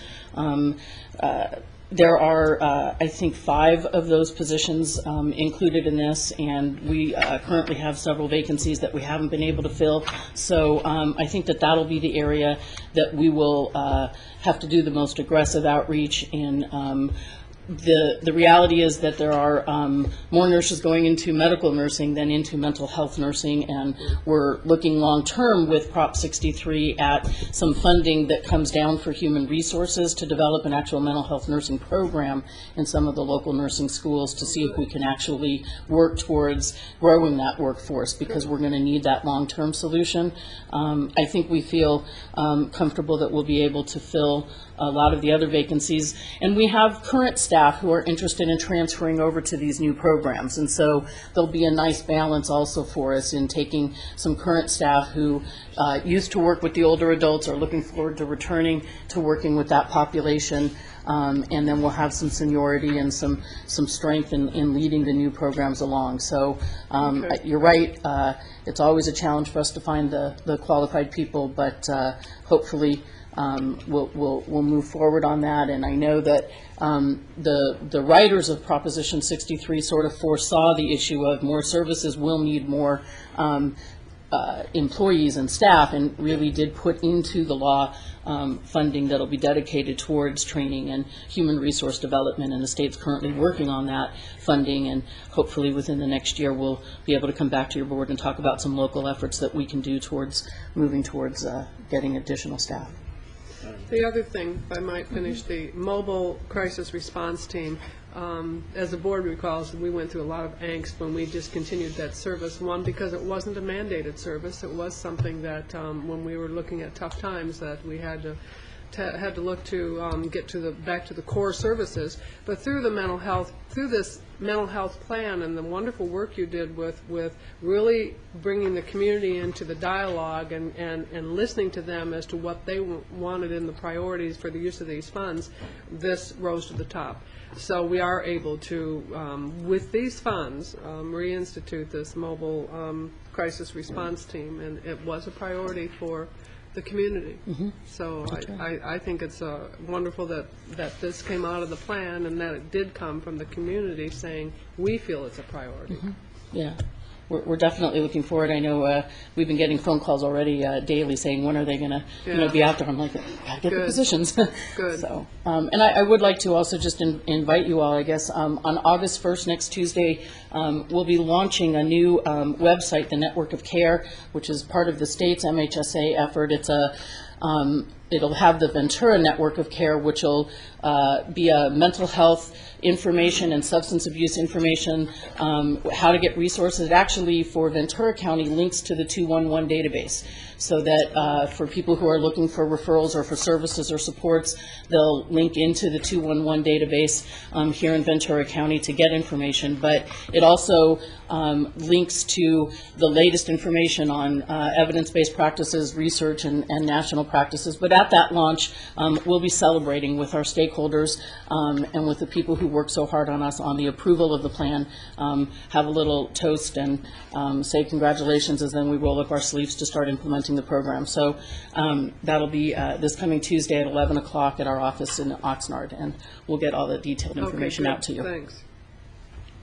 Any other comments? Supervisor Bennett, did you have one? I have Okay. some. I'm sorry, Supervisor Blount. Yes, you know, you really have a tough job, and it's hard to move in a direction where you have everyone following you, right? But I think you've done a good job. One area that really needs a lot of attention, a super amount of attention, and we do have a beautiful facility in Oxnard, but is the ability of mental health or behavioral health personnel to be able to speak the language, especially Spanish, since we have many people in Oxnard especially, but other parts, Fillmore, Santa Paula, the total county. And you almost have to be culturally competent also. Mm-hmm. Not only the language is a piece of it, but culturally competent. As far as psychiatrists go, it's my understanding we only have one who speaks Spanish, and his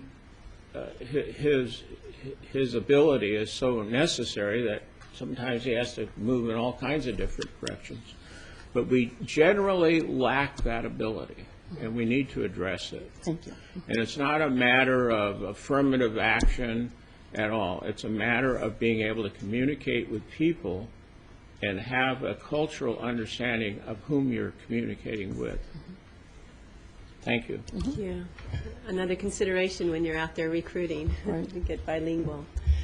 Thank you for your comments. I agree with Supervisor Long, too, that getting that crisis team back is just critical. Supervisor Long. Move the recommended action. We have a motion and a second. And seeing no objection, that passes. And now you have the next item also, item 62. Thank you.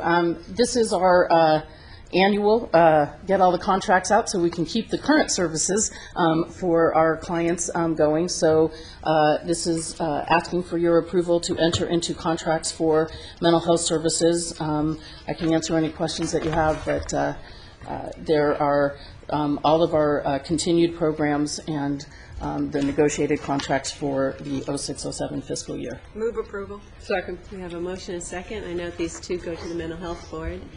Seeing no objections to that, that does pass. And we'll move on to your last item, item 63. And also to ask your board to approve our contracts for our alcohol and drug programs and Proposition 36 treatment contracts for, again, the fiscal 06-07 year. Second. Motion and a second. Seeing no objection on that, that also passes 4-0. Thank you very much. Thank you. Mr. Johnson. I just wanted to thank Linda Schulman, Mike Powers, and everybody over at Healthcare that, when the public comes to get service from us, they periodically are frustrated by the speed with which we're able to react.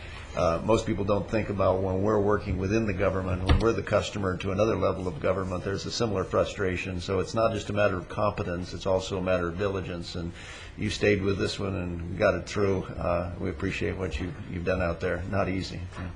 Working with the state sometimes has its challenges. Our next item on the agenda then is item 64, and this is regarding adjustments to ambulance charges. Good morning. Good morning. Good morning, Madam Chair, members of the board, and Mr. Johnson. My name is Linda Henderson. I'm Director of Public Health. The reasons for the ambulance proposed ambulance rate increase before your board are threefold. The first is to mitigate the loss of revenue due to the Medicare rate schedule change that went into effect in 2002 which has resulted in about a 26% decrease in revenue per transport for each of the companies. The second is to support the emergency medical services required system enhancements that will provide better service to our community, and those include decreasing our response rate from 8.5 minutes to 8 minutes. Second, to add GPS and mobile data terminals to each ambulance. And to third, to bring all of the companies into a centralized dispatch. And the third reason is to mitigate the increases in fuel, to support maintenance and cost of doing businesses, and to recover the cost of what's called treat and release when our ambulance companies respond and cannot be reimbursed for that response, which is about 33% of their response. The populations not affected by this increase will be our Medicare population, our Medi-Cal populations, fixed contracts, HMOs, and our self-pays will not be affected by the increase. If I can answer any questions, I'd be glad to do so. Are there questions? I do have one. It states that under the current contract, ambulance rates specifically cannot be 15% below or above the statewide average. Where are we in that average? We are mid-range, and that's where Ventura County remains. Part of this proposed is that we are proposing a change from using that survey method to going to using a CPI method every year, which is what most counties are doing. The reason for making the change are twofold. First is that survey method is a very tedious process and doesn't really change much in the outcome. The other thing is becoming more difficult to find like systems within the state. Many of the systems throughout the state are quite different based on geography, based on the population. So we feel that using the CPI as the increase would make a lot of sense. Thank you. And that answers the question. We're not at the top or the bottom. We're right Nope, in the we're middle. right in the middle. Okay, that's important. Thank you. Motion and a second, and seeing no objections on that, that does pass. Thank you very much. We can probably get in our next item, item 65. This is regarding the MOA with our County Professional Firefighters Association. Welcome again, Mr. Nicole. Madam Chairman, members of the board, we're pleased to bring you the first reading of the 3-year memorandum of agreement with the Ventura County Professional Firefighters Association. The details of this agreement are included in the attachments that you have. It provides for base pay increases over the 3 years of 10.1%, an increase in the flex credit allowance to meet the current standard for all county employees of $248 per bye-week, and that is valued at 1.9%. There are also some changes in providing training responsibility to the fire equipment operators, some changes in uniform allowance and safety boots, and in the staff pay and call out on emergency for people assigned to 40-hour assignments. Total value of this contract over the 3-year period is 2.243%. And it is a full 3-year agreement, concludes June 30, 2009. Firefighters will be reviewing it with their members this week. We anticipate having that vote prior to the second reading, scheduled for your first meeting after the summer recess. Thank you for that, and also for your hard work on this one. It's nice to see a resolution without having to go into some major problems that we have encountered in the past. Is there a motion on this? We have a motion and a second, and seeing no objection, that passes. Thank you very much for your good work. Thank you. We could probably get in another item here. This is item 66, and an appointment of a nice lady. Good morning. Norma Camacho with the County Executive Office Tobacco Settlement Program, and I'm here today to provide the board to nomination recommendations for our Tobacco Settlement Allocation Committee. We have Ms. Lisa Safanelli, who is currently Executive Director of Westminster Free Clinic, and we are recommending that she serves as our community health representative on the committee. We also have Dr. Paul David, and he is currently with Los Robles Hospital in the emergency department, and we are asking that he serves as the private practitioner's representative on the committee. And they will both serve a 2-year term which will end June 30th, 2008. And if I can answer any questions at this time regarding these nominations, I'll be happy to. Do we have any comments, questions? Got a motion and a second. Thank you for that. Thank you. We'll move on also to item 67, and this is a revised item, and Mr. Zimmerman's going to bring it forward. Good morning. Thank you for hearing this item at this time. The revision was just a typo in a classification code, and that was all the change there. What's before you today is a proposal to establish some new positions within the Sheriff's Communications Unit. This is to resolve a long problem that we've had in staffing and having staff stability associated with the dispatch centers in the Sheriff's Unit. The issue began discussion in 2004. We have come to resolution, and we believe this solution here will allow the Sheriff's Department to adequately staff the dispatch center as well as relieve deputies that are now serving in the dispatch center. Currently, there are 4 that are paid and backfilled out with overtime in order to fill the necessary slots in the dispatch centers. On the upwards of 6 over the time have been in there. So that's what's before you. I believe the total, there is a net savings in the rate of expenditures by relieving the overtime. The total cost impact associated with it is a base salary about $500,000 is what the increase is to appropriately put the compensation of these classifications in a market range that would allow proper recruitment, retention, and stability in the workforce. So that's what we have before you. Any questions that I may entertain? Are there any questions or comments? Well, I think this is certainly quite needed. Supervisor Flynn? This is retroactive? That is correct. Can you talk about that? Yeah, I will turn the time over to John. He's been working on the negotiations with that, with the union and the Sheriff Department throughout that time period. Mr. Nicole? Madam Chairman, members of the board, Supervisor Flynn, I appreciate the opportunity to explain the nature of this settlement. As Mr. Zimmerman indicated, this originally came to light in the fall of 2004. We began working on it in spring of 2005 and did it as part of our negotiations with the SEIU. When we concluded our original agreement with SEIU in the early summer of 2005, we had an agreement that we would continue to assess both the marketplace and the internal equity issues related to the fire and sheriff dispatch and our marketplace. We met and continued to negotiate through Tammy Weiss with SEIU and the Sheriff's Association through the fall of 2005. By the time we got to October of 2005, we did a full assessment of how it was affecting us for recruitment and selection, and how the agreement with the union was, please give us time to resolve the issue, because we in effect have 2 parties, both represented by the SEIU, at stake, and that we would agree ultimately to a settlement, and that we would pay, and I had discussed early with them the potential of retroactivity, because by now this was October of 2005, over a year after we became aware of the inequity. We then went on and did updated our marketplace assessment, hired a consultant, and by April of 2006, we came up with what we believed was the final marketplace.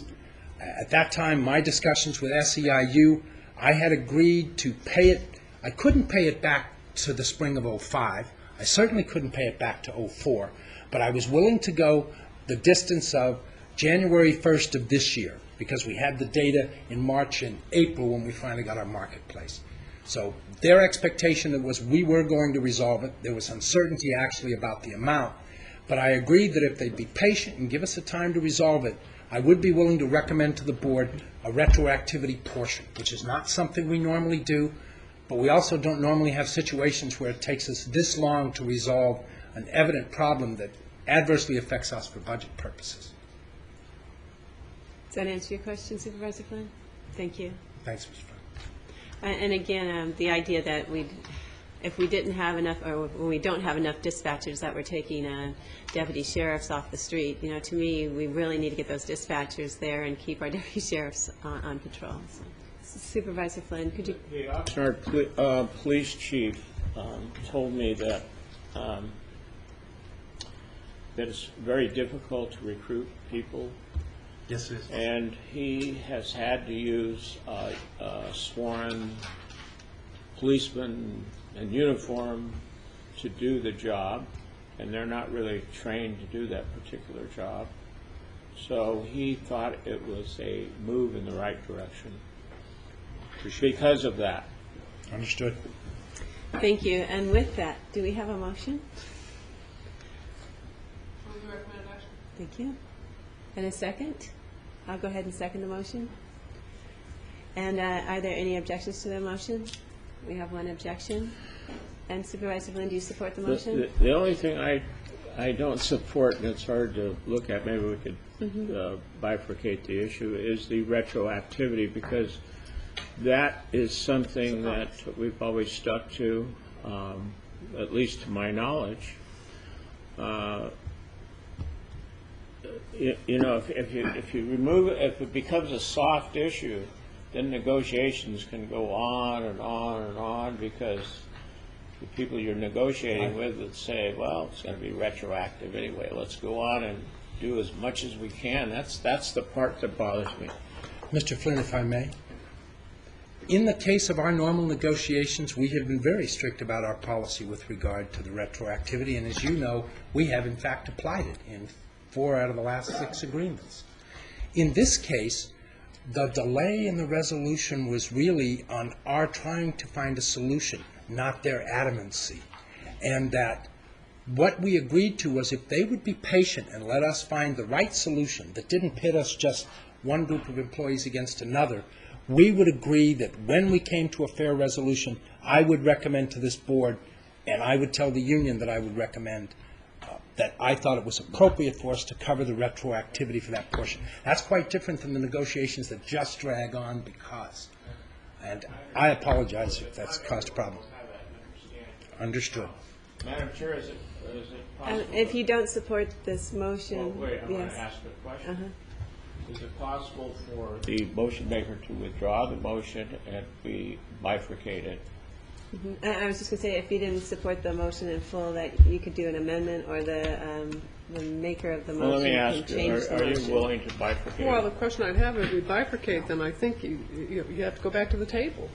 You have to go back to the discussions. I'm not sure that that is the, we have, and our labor team has said that the issue of the delay has been more on our shoulders than on the other side of the table. And we know that we addressed the retroactivity thing, at the beginning of negotiations to protect our position. But in this case, frankly, it was just a transition and things that occurred in the HR and the labor table that were more on our shoulders than on the other side. So in this case, I think the exception is appropriate. So to bifurcate it, I think I'd ask the question, would that have to go back then to the table? And I would have to go back to the SEIU and explain why there was a change in our position. I take personal and professional responsibility for the delay. I wish there was a way we could have done it sooner. And once we did finally make the conclusion, I did, as negotiator, indicate that I would be willing to do the retroactivity. Madam Chair, I move that we bifurcate as an amendment, bifurcate the issue and vote on each part separately. Okay, and that is, again, I believe, up to the maker of the motion. No. If the maker of the motion wants to bifurcate the motion that they have on the table, or make an amendment. Are you making Mine an was amendment? make an amendment. Oh, yours is amendment to bifurcate, okay.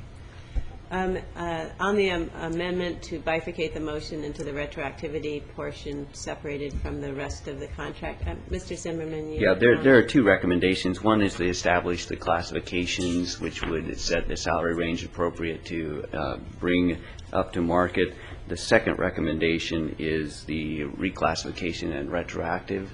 So you could move on the first motion, I believe, to establish the classifications, and then the second recommendation is what you're talking about is bifurcating. So it is bifurcated. It is already represented in 2. no, my motion was to accept the recommended actions. Right, but I just point that out. Well, did my motion die? No, I don't think it's died yet. So there's an amendment to the motion. Is there It's having a we would then go hard to a time. second to the the second to the amendment. amendment to Give the it motion, CPR. and I am not seeing a second at this point. So for that, we would then revert back to the main motion, and we have a second to that main motion. And that was me, I think I seconded the main motion. So with that, we have a vote of one, myself and Supervisor Bennett supporting, Supervisor Michaels is opposed, and how are you going to vote? You're going to also I'm going to pose it based just on that, if you'll explain that to the Okay, the so negotiating party. the motion then passes on a 3-2. That wasn't a 4/5 requirement, Mr. Claiborne? It doesn't say so in the agenda. Okay. You're not making any budgetary changes. There is not a 4/5 requirement. Okay, thank you very much, and that motion then passes 3-2. And we're now going to move on to our 10:30 item, which is a public hearing. I'll open the public hearing regarding water rates in the Lake Sherwood area, and Mr. Pacala. Good morning, Madam Chair, members of the board, Mr. Johnston. Reddy Pacala with the Public Works Agency. I'm representing Lake Sherwood, the Community Services District this morning. District provides water supply to Lake Sherwood, and we import 100% of the water from State Water Project through Cayugas. As your board is aware, Cayugas has increased the water rates by 5.2%, and you're also aware the electrical energy costs have gone up. Therefore, we are recommending an increase of 4.2% commodity rate increase for all water customers within Lake Sherwood CSD. Should your board approve the recommended action, it will mean an average increase of $3.30 per month per residence for the domestic customers. We mailed notices of the proposed water rate increase to all our customers, and as of 9:30 this morning, we have not received any phone calls or written communication. We are recommending that your board approve staff recommended actions. Thank you very much for your report. I'll close the public hearing and entertain a motion. We have a motion, and I'll go ahead and second that. Are there any objections to the motion? Seeing none, that passes on a 3-0. Our next 10:30 item is also Mr. Pacala, and this is regarding Waterworks District Number 17 in Bell Canyon. This is for Waterworks District Number 17. District provides water supply to Bell Canyon and Rocketdyne. Again, District 17 receives 100% of imported water supply from State Water Project through Cayugas. As your board is aware, Cayugas has increased our water rates by 5.2%. And we are recommending an increase of 4.2% in commodity rates for all of our water customers in District 17.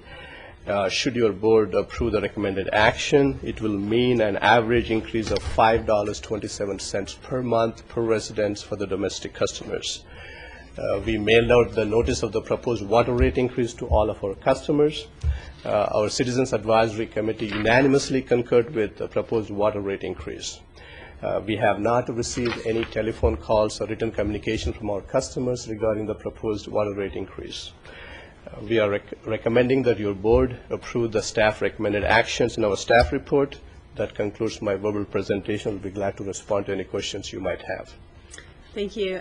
Just a curious question regarding storage facilities. Are you seeing any that are becoming so aged that we'll be looking at replacing them?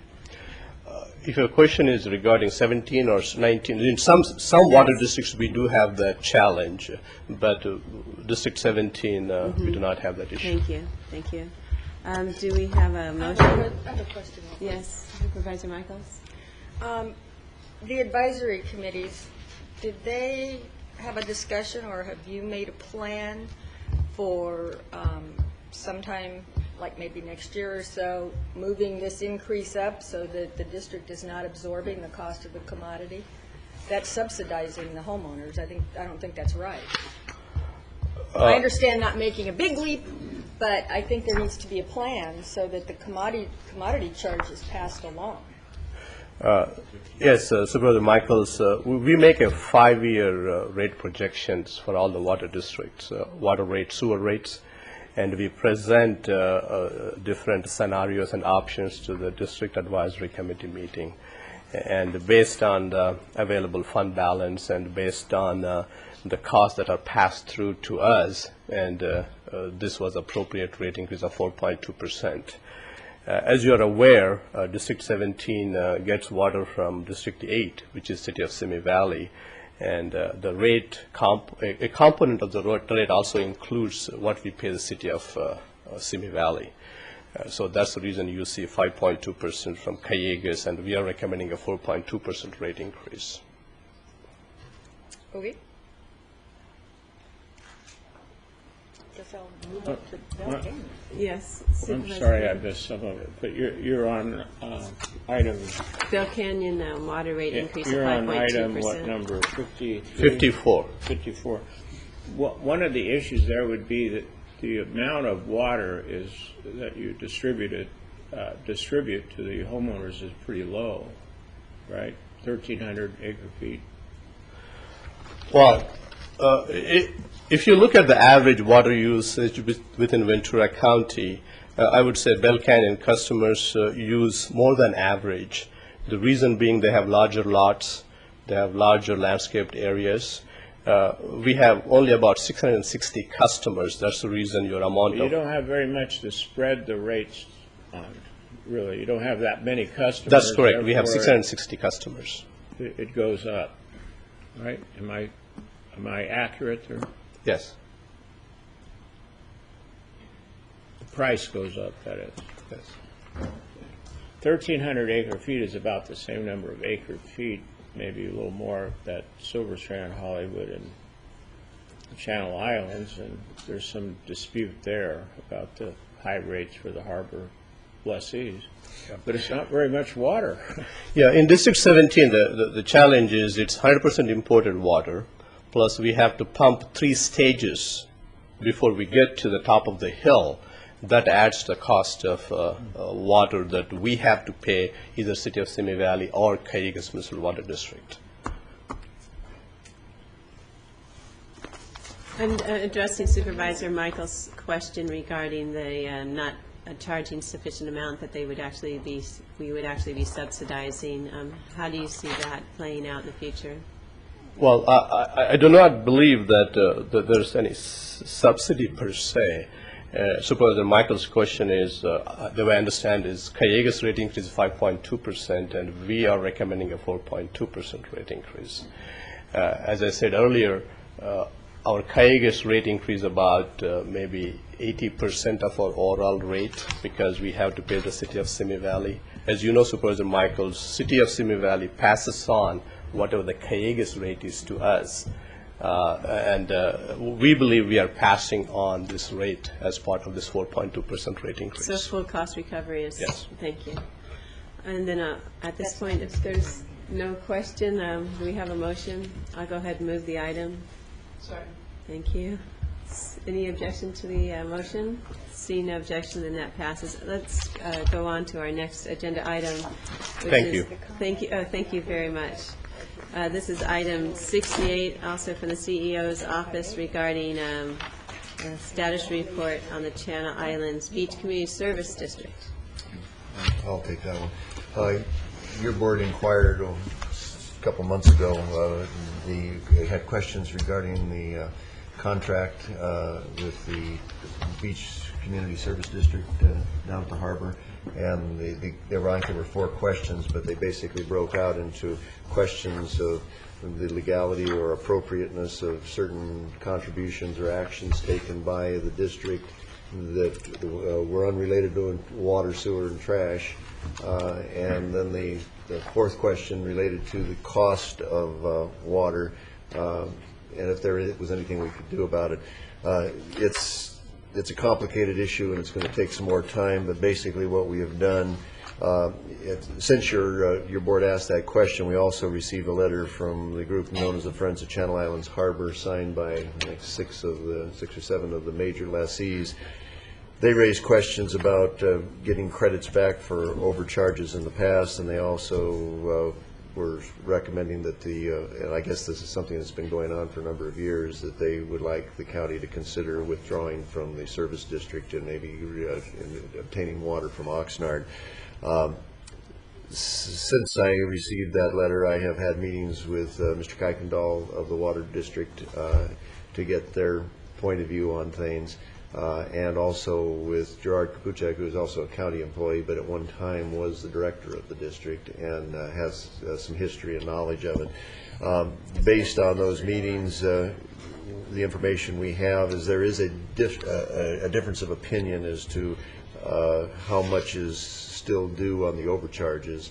The Water District believes that they have given credits to the lessees and that the balance due is something in the neighborhood of $32,000. Those are auditable numbers, and they have agreed to give us their books so that we can verify if there's a misunderstanding. And if there's not a misunderstanding, Mr. Kuykendall agrees that they will, meet their obligations. In talking with Mr. Kapuchek, he indicates that the Penfield-Smith draft report on water options at the harbor, this was something produced back in the late 90s, and I don't know exactly how far it got, but it never came out of draft form. But he believes that if that report is completed, that it'll be very clear what the costs are involved, and then it's an economic choice that the board would be faced with after we analyze it.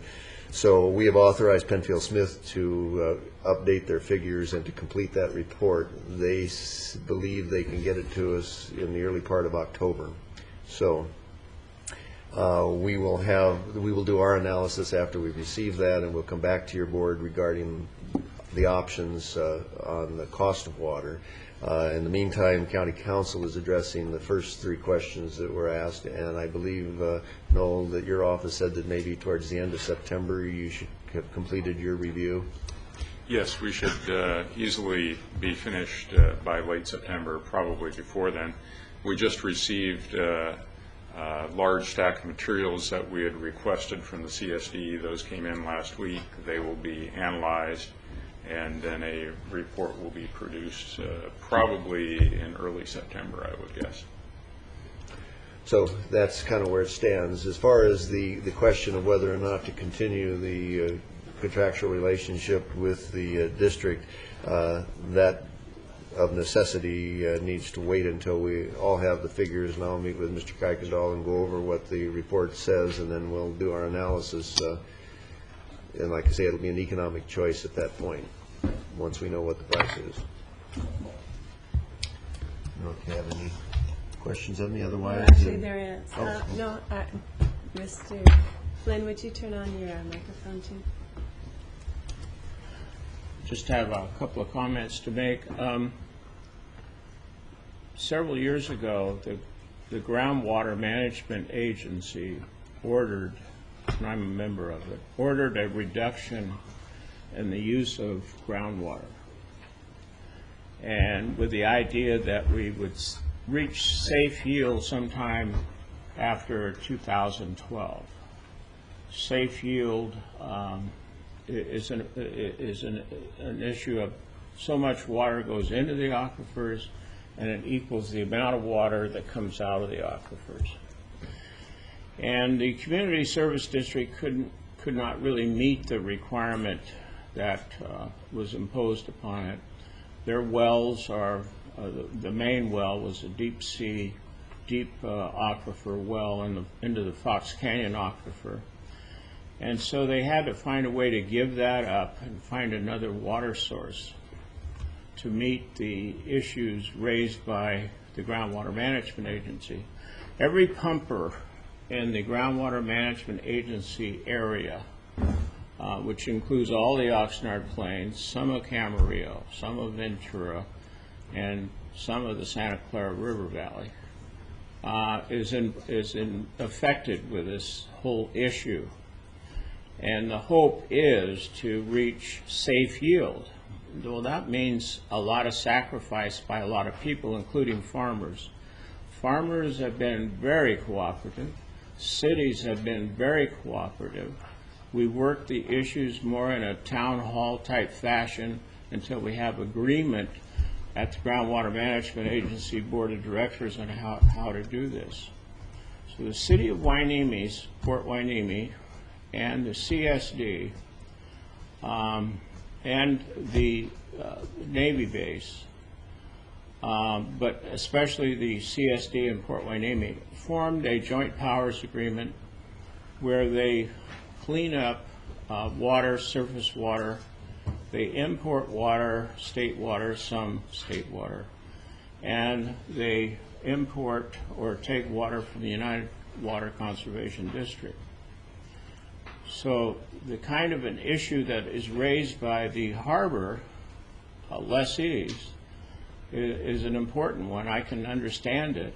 But on the other hand, if they go out of existence, then you've got less users, so to speak. And so you have the same kind of issue that Reddy raised about Box Canyon. And so the rates are going to be bumped up. It could be bumped up in the City of Hueneme and in the CSD if this were to occur. The City of Hueneme and the CSD put in a lot of effort towards creating this new water source. It's recognized as a magnificent achievement in providing water for these three entities. And that is reusing water, cleaning it up, so to speak, recycling it, and then blending it with state water and United Water. And it's created a water that, for the most part, is a very soft water, so you don't need water softeners. So that has saved a lot of money, especially in hotels, for example. So this has to be approached very gingerly. You've got a whole bunch of people that will be impacted, and it would be preferable if the harbor lessees sat down with the CSD and tried to work this out. I think it could be worked out. Everyone has to sacrifice in this day of insufficient supply of water, insufficient quality of water, and this is the issue. And for one part to break off, in my mind, is not a prudent course of action. Madam Chair. Supervisor Michaels. I understand a portion of Supervisor Flynn's discussion. However, the Harbor District and our lessees breaking off from the CSD has absolutely nothing to do with conservation efforts. It has everything to do with our lessees being held hostage for higher rates in order to subsidize and keep low the rates of the residents. And to me, it's a fairness issue. And I certainly do hope that we proceed. It may turn out to be too cost ineffective for the county, but the argument that Supervisor Flynn just put forward doesn't address the real issue.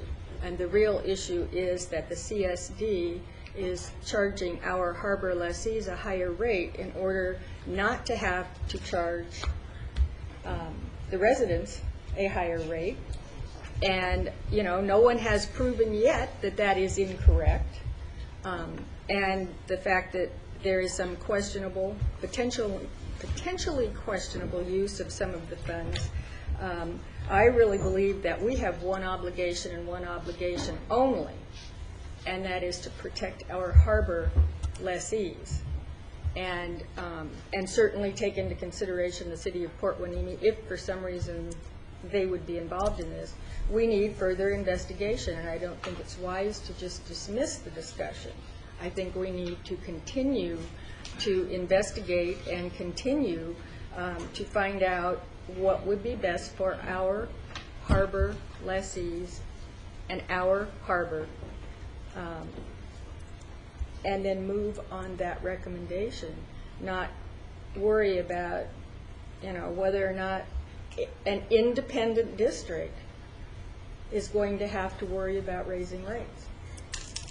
I didn't exactly say that, Madam Chair. Supervisor Flynn. I didn't exactly, let me just make a couple more comments. I didn't say that. I think you have a kind of a misunderstanding here. When you look at water, you have to look at it on a regional level. When you look at cooperation with farmers, pumpers in the cities, we're talking about Ventura, we're talking about Ventura and Camarillo, Port Hueneme, and Oxnard, and the farmers. This is a very sensitive balance to try to keep all these people together. We're talking about a regional issue here. You can't just talk about the harbor and separate it out.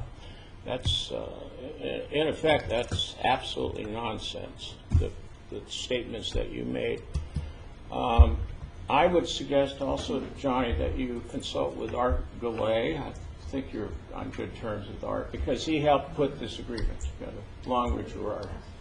And I would just ask, in the respect of the board, not to label something as nonsense. It's an opinion that you don't agree with. Okay, I would just ask let that. me change that. Let me strike the word nonsense. Thank you. I appreciate It's that. an opinion that doesn't hold up. And Supervisor Long, did you want to comment? Well, I have had some preliminary discussions with the city of Port Hueneme and the Navy, and they certainly would want to review the information, but they frankly don't feel they have a dog in the fight regarding the CSD, because the CSD is a pass-through agency. They don't feel that there would be an insignificant impact to their source, their quality, or their quantity if this agreement is changed, but they certainly would want to look at the information and should have the opportunity to take a look at it. I think that this was a point of discussion for the board a few years back, and at that point there was some expressed support that maybe we should make a change here, because we saw that the costs were going up for the lessees. And the other issue is, I think that the city of Oxnard, they're not going to aggressively go after this, but they certainly have the wherewithal to provide the service. And we should look at that and what the cost would be. Supervisor Bennett? Yes, thank you, Madam Chair.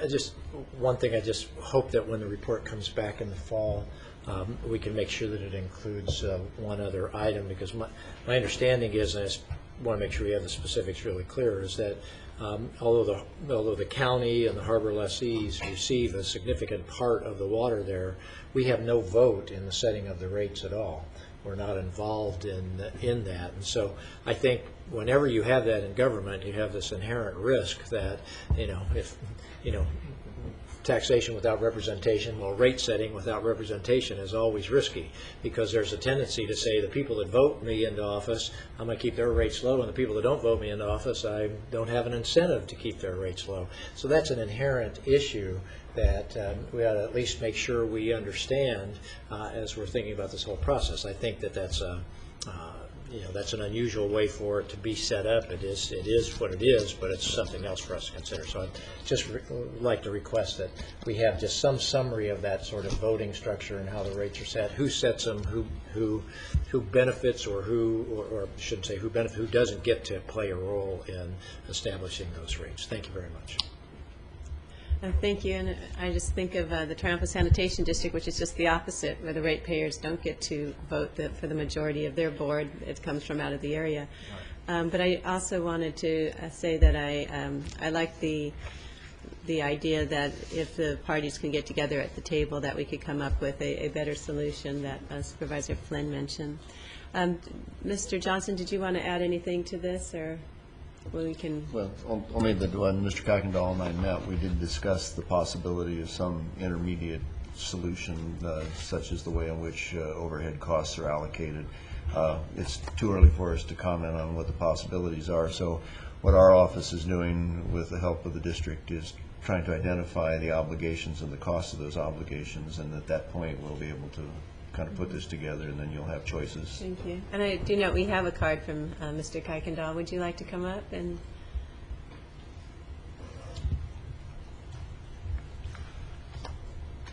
Yes, members of the board. Mr. Johnston, I'm Jim Kuykendall. I'm the manager of Channel Islands Beach Community Services District. And I could go into how the rates are set, but we have already agreed to meet with your executive officer and deal with these issues through his office and others on your staff.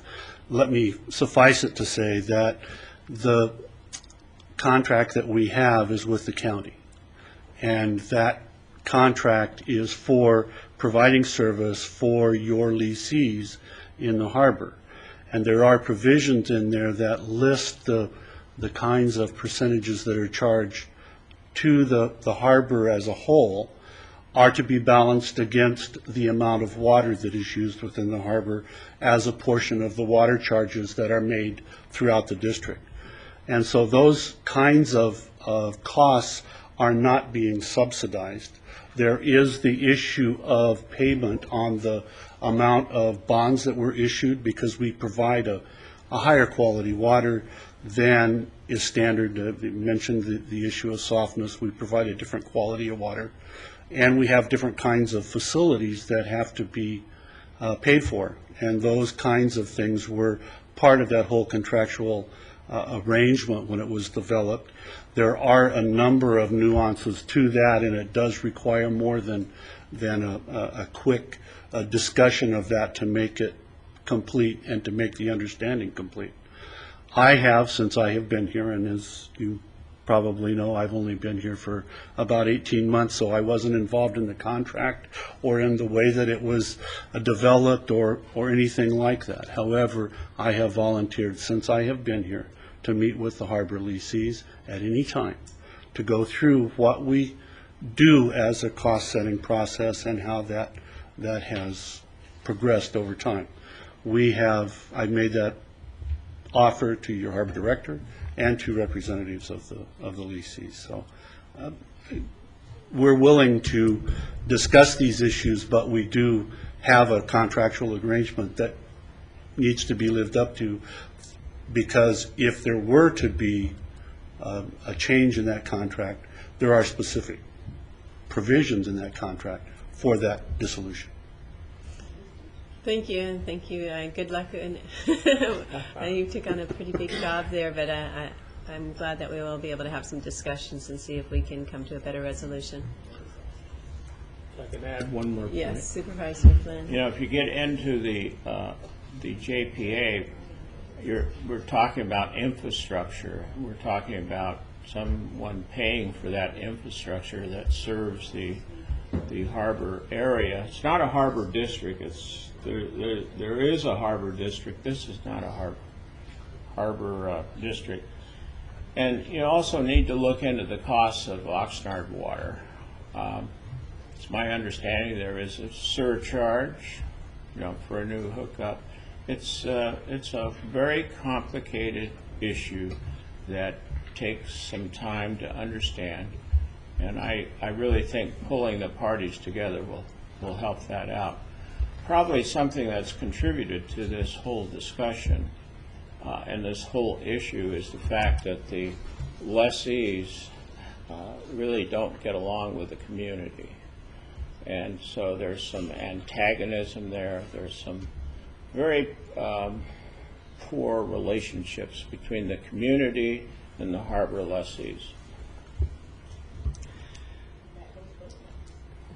Thank you. And with that, do you want to? Yeah, Madam Chair, since I'm the one who made the initial request for the study, I'd just like to emphasize that it was stimulated by the reports that the Channel Islands Beach District had used rate funds to participate in a lawsuit against the county on a completely separate issue. That's what stimulated at least my initial request for this. So just to make sure that the record is clear on that. Thank you very much.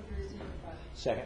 Motion and a second. Seeing no objection, that passes. We've been going at this for a few hours now. What if we take a 5-minute break and come back for our 11 a.m. time certain? Thanks.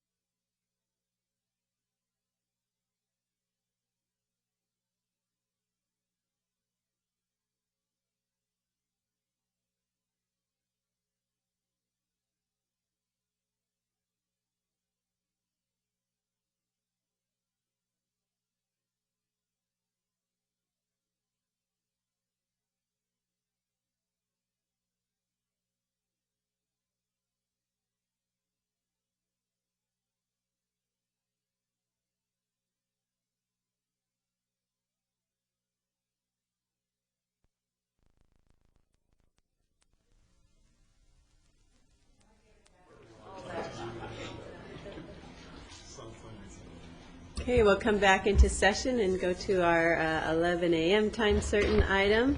This is item 55, and Supervisor Flynn has brought this to our attention, and do we have some cards? We do.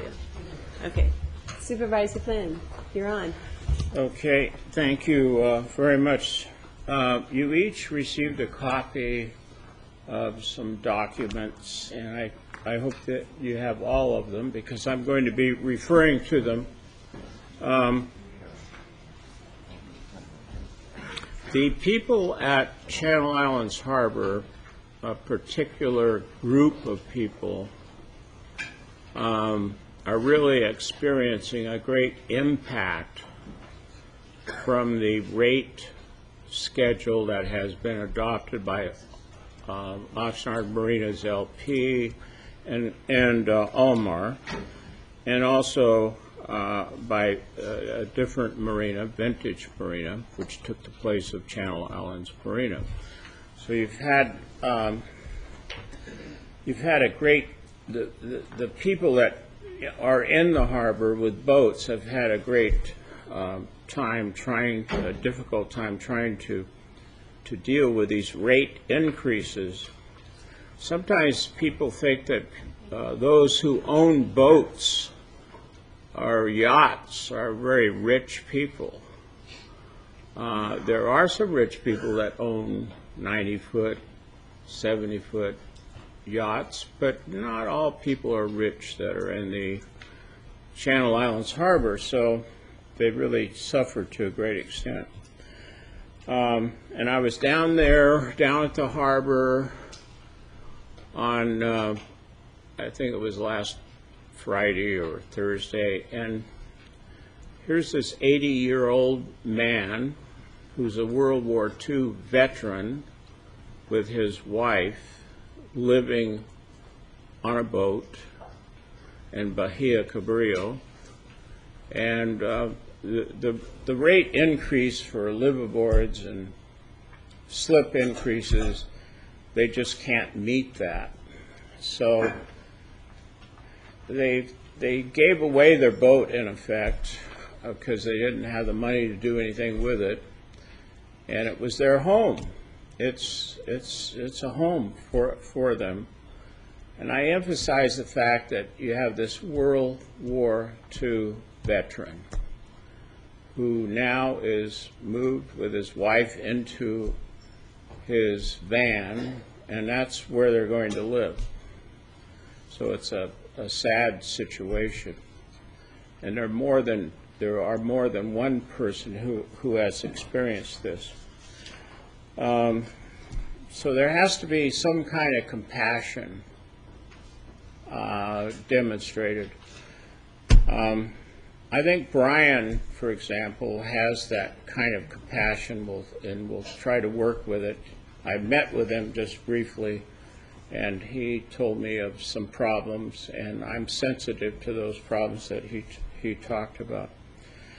But if we look at the policies that the board has followed through the years in raising rates, as you know, we all like to have those rate and fee schedules come to the board so that we make the decision.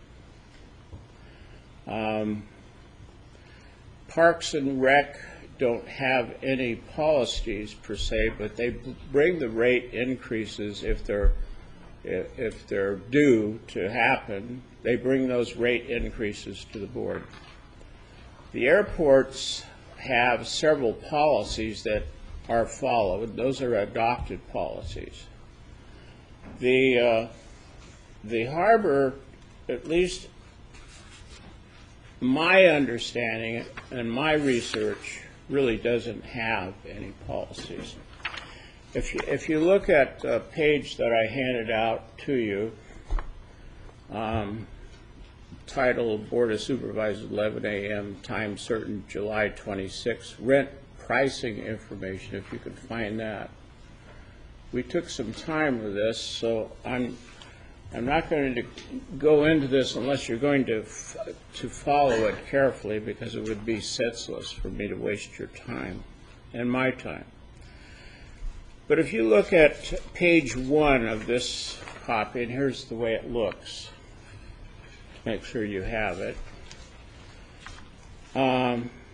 Let me tell you what the policy was for some time, and this comes out of a lease on the first page. I just want to read it to you. A schedule of the prices charged for all goods or services or combinations thereof supplied to the public on or from the lease premises, whether the same are supplied by lessee or by the sublessees, assignees, concessionaires, permittees, or licensees, and shall make said schedule available to the director upon his or her written request.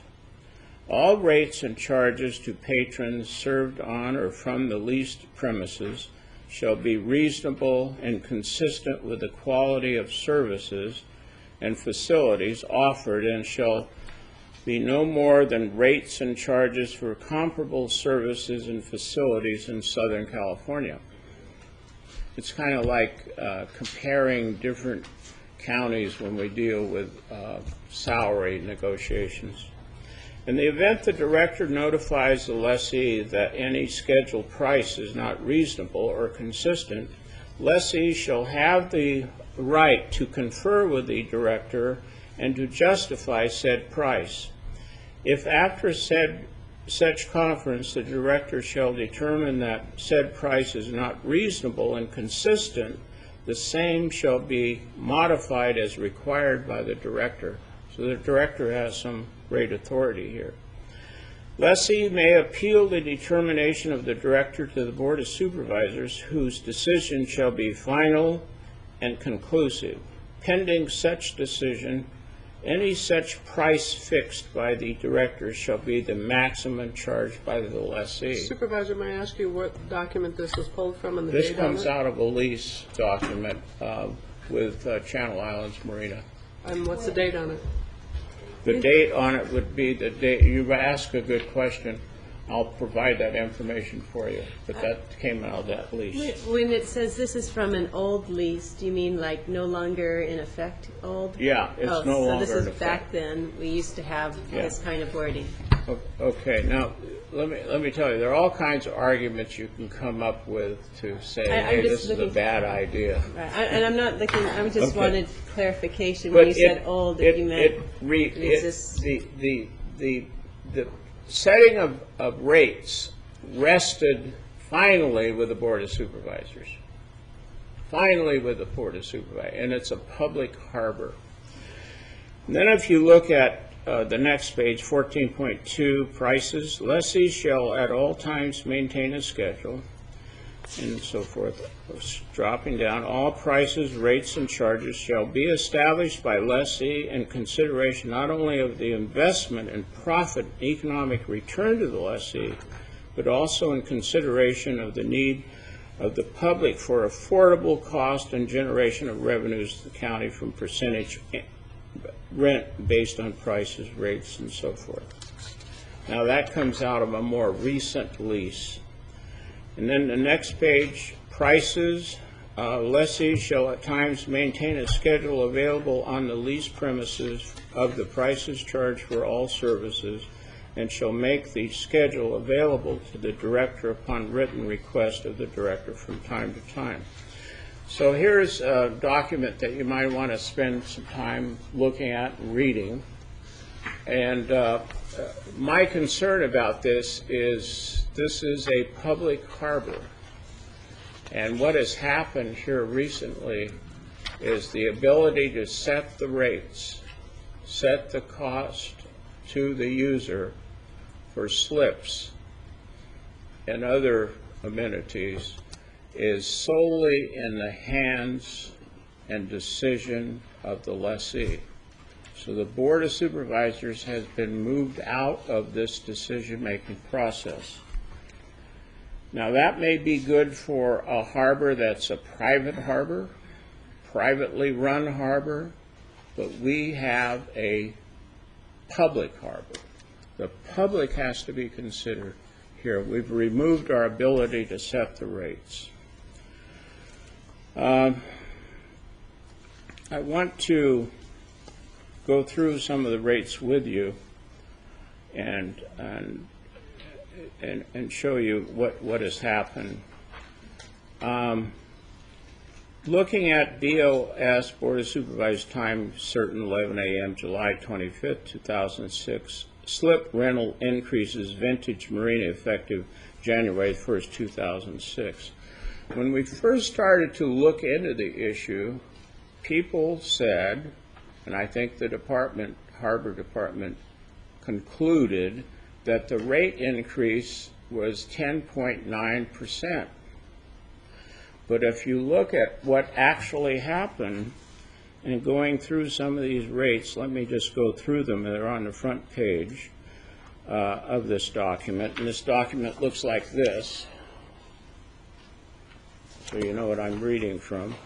40-foot from $398 per month to $527 per month, increase $129 for a 30% increase, not a 10.9. 42-foot boat from $425 to $540, increase of $115, 28%.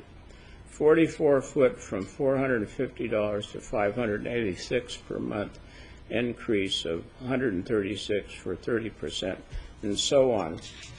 Now, on the second page, you will see what Vintage Marina made public for all of the users. So they were following certainly the old policy here by informing. And that, if you look at the following pages, you have invoices that will show you these increases, the proof of the increases, and that looks like this for those of you that are interested.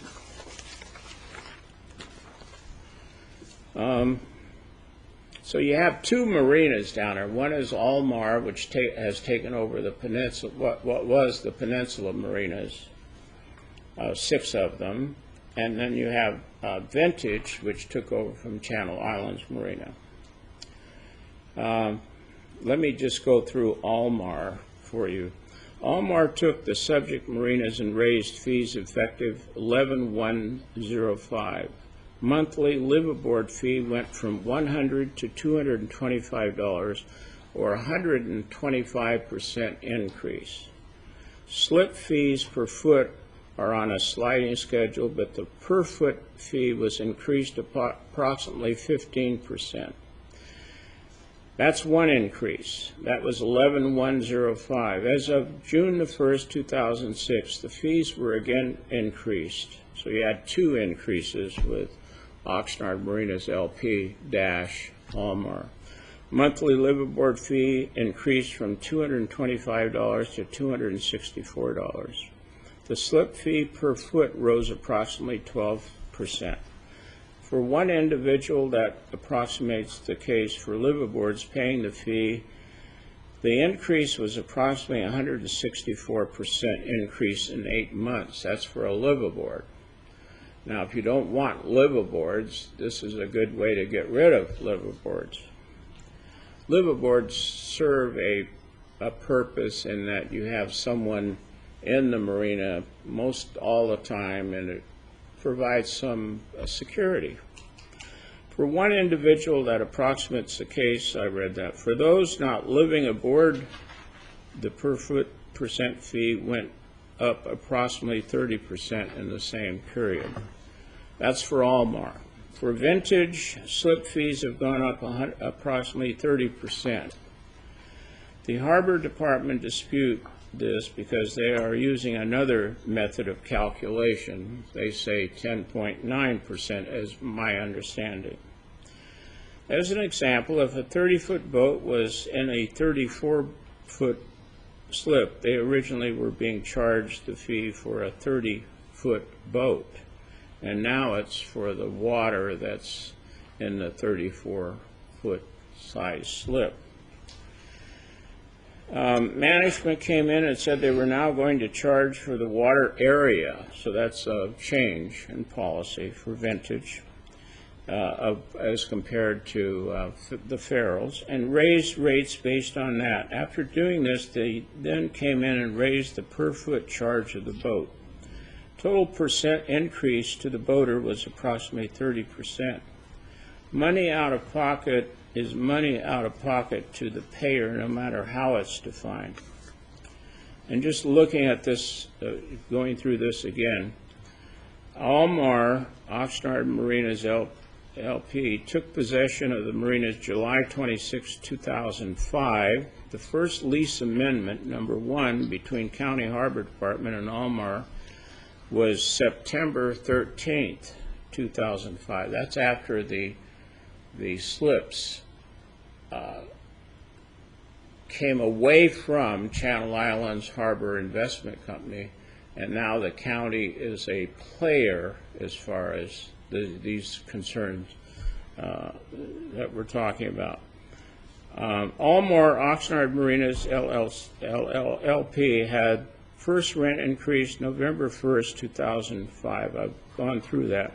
18 days after getting the first lease amendment. Monthly live-aboard fee was raised from $100 a month to $225 per month, an increase of $125, a percentage increase of approximately 125%. Additional slip fees, boat length per foot, were increased approximately 15%. On June 1st, 2006, fees were again increased, and I've gone over that with you. So we have a situation, as I look at it, where the owner of the harbor, the public harbor, it's a public harbor, it's not a private harbor. The owner has adopted a laissez-faire attitude and position about removing itself from setting these rates, from acting as a organization that can review them and people can appeal them to this organization, being the Board of Supervisors. We no longer have that. In effect, we have the harbor on these two marinas not necessarily working for the Board of Supervisors, but working for the marinas, because we have no more say about these increases. Corporations, and we're dealing with two of them, maybe three, depends on how you look at Oxnard Marinas LP-Almar. They have a responsibility to assist those in need. There was a man who was a live-aboard. He was really ill. He came to the news conference I had, but he couldn't stand up. He was really in bad shape, needed help, and yet here's this man, he must have been 75 or so. He's desperate. Another example. So I'm appealing to Brian. I've talked with Brian, and Brian has some problems too, which he told me about. And I'm appealing to Oxnard Marinas LP to try to find a way to assist those who are in need. The government usually does that, but the corporations have a responsibility too, especially in what we're going to experience at Channel Islands Marina with all the reconstruction of the slips. Rates went straight up. The rate should have been on an incremental basis. The rates were low, but they should have been raised on an incremental basis. We go back to the days of Martin V. Smith. Martin Smith was playing a very responsible corporate role in that if someone were in trouble, Martin Smith was right there. Martin Smith knew everyone in the harbor, knew every boat owner, lessee, everyone. He knew them all. He knew everyone who worked in the lobster trap. That was the kind of a manager he was. He was very sensitive to human needs. At the same time, people had to pay for their slips, rent in this case. But they went straight up. That's an irresponsible, and I use that term in a way that I don't like to use it, but to jump them up like that and to push people out of the harbor is not a moral thing to do. It's immoral to do. It's immoral for that little man sitting there who had no place to go. We have to have some compassion built into this. I would hope, I'm appealing to the new lessees to be sensitive about this, to try to find a way to help those in need, and in fact, to roll back those increases and to adopt a method of increasing that's on an incremental basis. Give people a chance to pay those fees. Now, I just talked with Brian. You saw me talk with him. He said he's having a hard time collecting rent from about 10% of the people down there and at the harbor. And so I'm going to meet with him about that.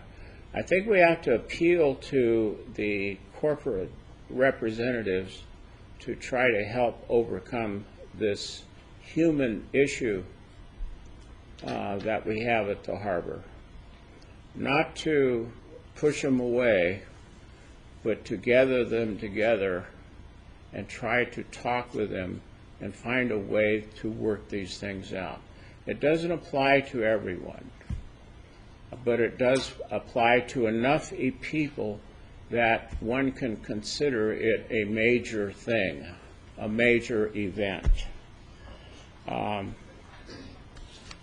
So, Madam Chair and board members, this is the information I brought to you.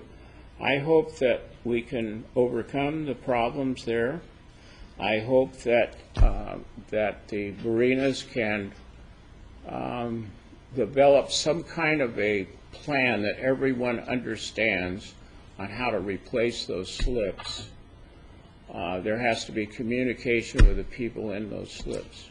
Some people say, well, there's a lot of empty slips, and there's a lot of places for people to go. The harbor historically has always had about a 5% vacancy in the slips. There have been empty slips in the past. But these really don't help these people I'm talking about. The number of people, I think a significant number.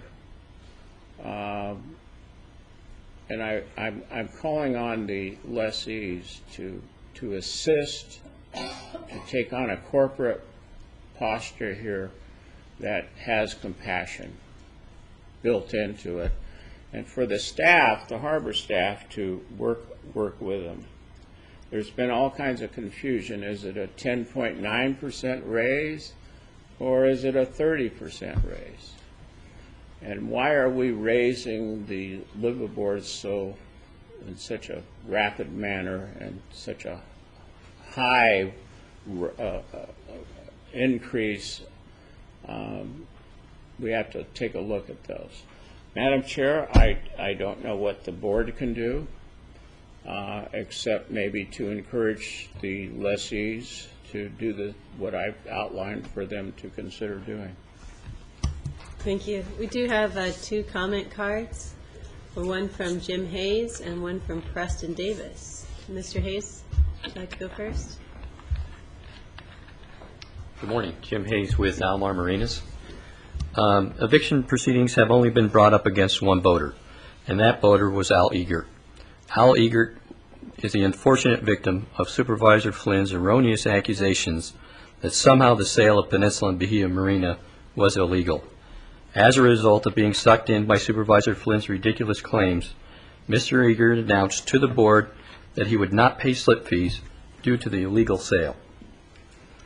We met with Mr. Eager and asked him to please not go down this path and not become a pawn for Mr. Flynn. Unfortunately, he declined our request. We then went through the normal process of notices. Only after that were we forced to use the courts when Mr. Eager continued to refuse to pay. In court, Mr. Eager was represented by counsel, costs exceeding that of which was his slip rent. He did not prevail. Let there be no mistake, this unfortunate incident is directly result of the accusations of Supervisor Flynn. As for the increases, from a financial perspective, Channel Islands Harbor has historically been the poorest performing harbor in all of Southern California, thus robbing the taxpayers of a reasonable return on this important county asset. It has also left many marinas in the state of disrepair, because there are no monies for repair, let alone replacement. Replacement costs are going up at more than double the rate of inflation. As usual, you're only getting part of the story. For years, small boat owners has paid a higher unit cost than the large boat owner. When we started operations at Peninsula and Bahia Marina, we began revising this and in fact lowered the prices on small boat owners to eliminate this inequity. Almar has been the leader in pricing policy for over 30 years, and to keep fees properly proportionate, keeping fees as low as possible for the small entry-level boater. The industry needs entry-level boaters in order to continue to grow, and to chase them away through poor pricing policies would be foolish. At Almar, we send questionnaires to our customers every month. The overwhelming comment are how glad they are that Almar has taken over and things are getting done. Just this weekend, I received an email stating, "We love Almar," and that's from a small boat owner and a 25-foot slip. We are working as fast as possible to facilitate the replacement of Peninsula and Bahia Marina, so that the marina can be a place everyone can enjoy. In the interim, and at great expense to us, our boaters at Peninsula have access to swimming pools and clubhouses. Families are now enjoying the entire marina experience together. The harbor is part of a bigger picture and cannot operate outside the realities of what is going on with construction and maintenance costs. The reality is Peninsula and Bahia rates have gone up less than the cost of inflation for 15 years and have not come close to keeping up with the rising costs of construction. Channel Islands Harbor is now underperforming Wilmington and San Pedro with their industrial neighborhood and broken down wooden docks. We at Almar will provide, upon your request, a comprehensive review of rates, fees, and the relationship to replacement costs that are always looming over our head. Thank you. Thank you. Any questions? Our next speaker then? I do have questions, Mr. but Hayes? I'll call you back up later. Our next speaker is Preston Davis. Good morning. Morning.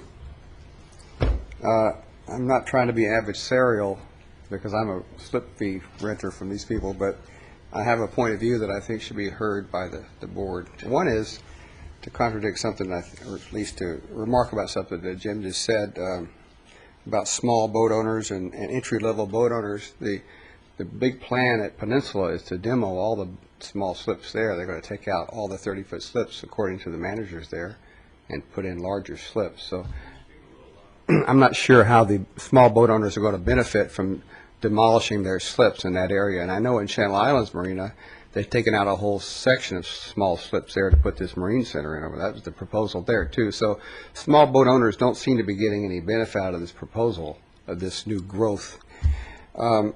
But I really want to talk about slip fee increases more than anything. I've been at Almar Marina since '98.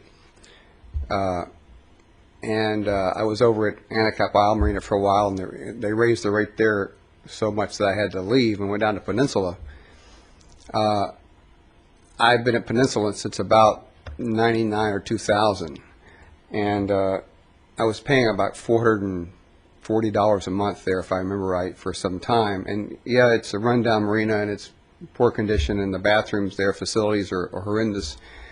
And Almar has come in now and declared that they're going to renovate the entire marina, rebuild the bathroom facilities, do the whole thing, which is a good idea.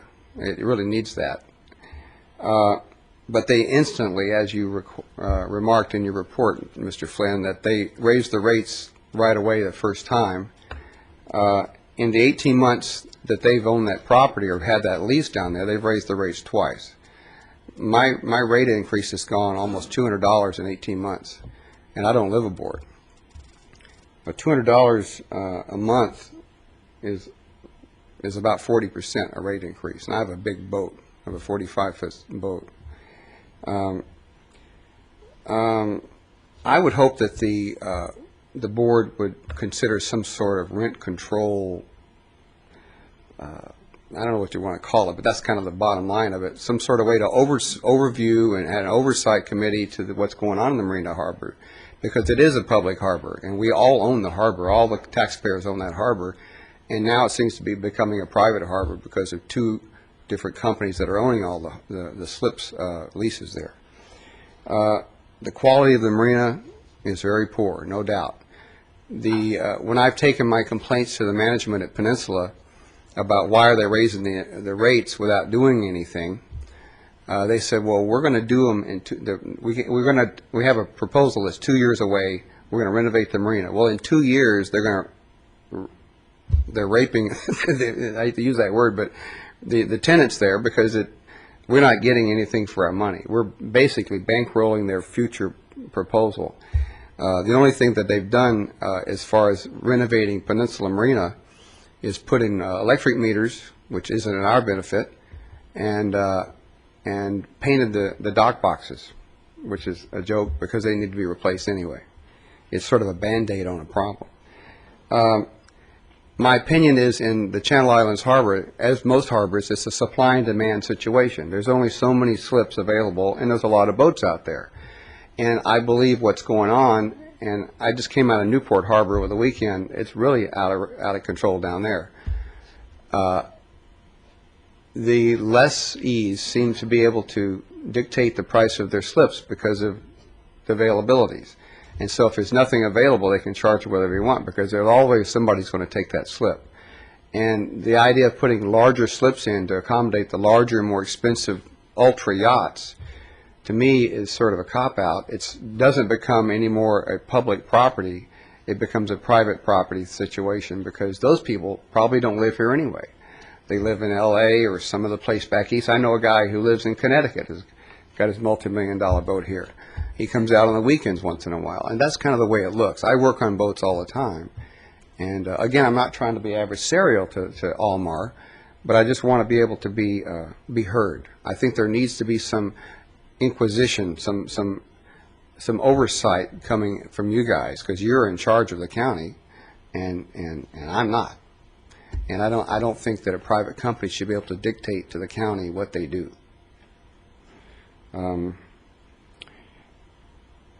I just want fair and reasonable. That's what I care about. And I don't think raising my slip fees 40% in 18 months is fair and reasonable. Okay?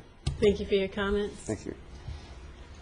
That concludes our comment cards.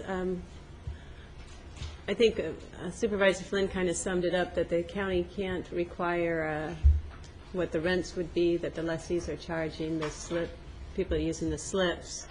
So I don't know at this point if there's much that we can do as a board if we were so inclined. Are there any other comments from the board on this? Move we go on into closed session because we have a long closed session. If there are no other comments on this item? Madam Chair, I would thank the Sheriff for allowing me to discuss this issue. And I would thank Brian for his willingness to talk about the problems, and we shall meet. It's not anything you can simply dismiss and say, well, we can't do anything. We have to appeal to the corporate structure. We gave away any ability to control the rents or the amounts paid by liveaboards or just people who rent the slips. We gave that authority away. And yet, you know, if you want to do rent control, it takes a lot of work. We've just given it all away.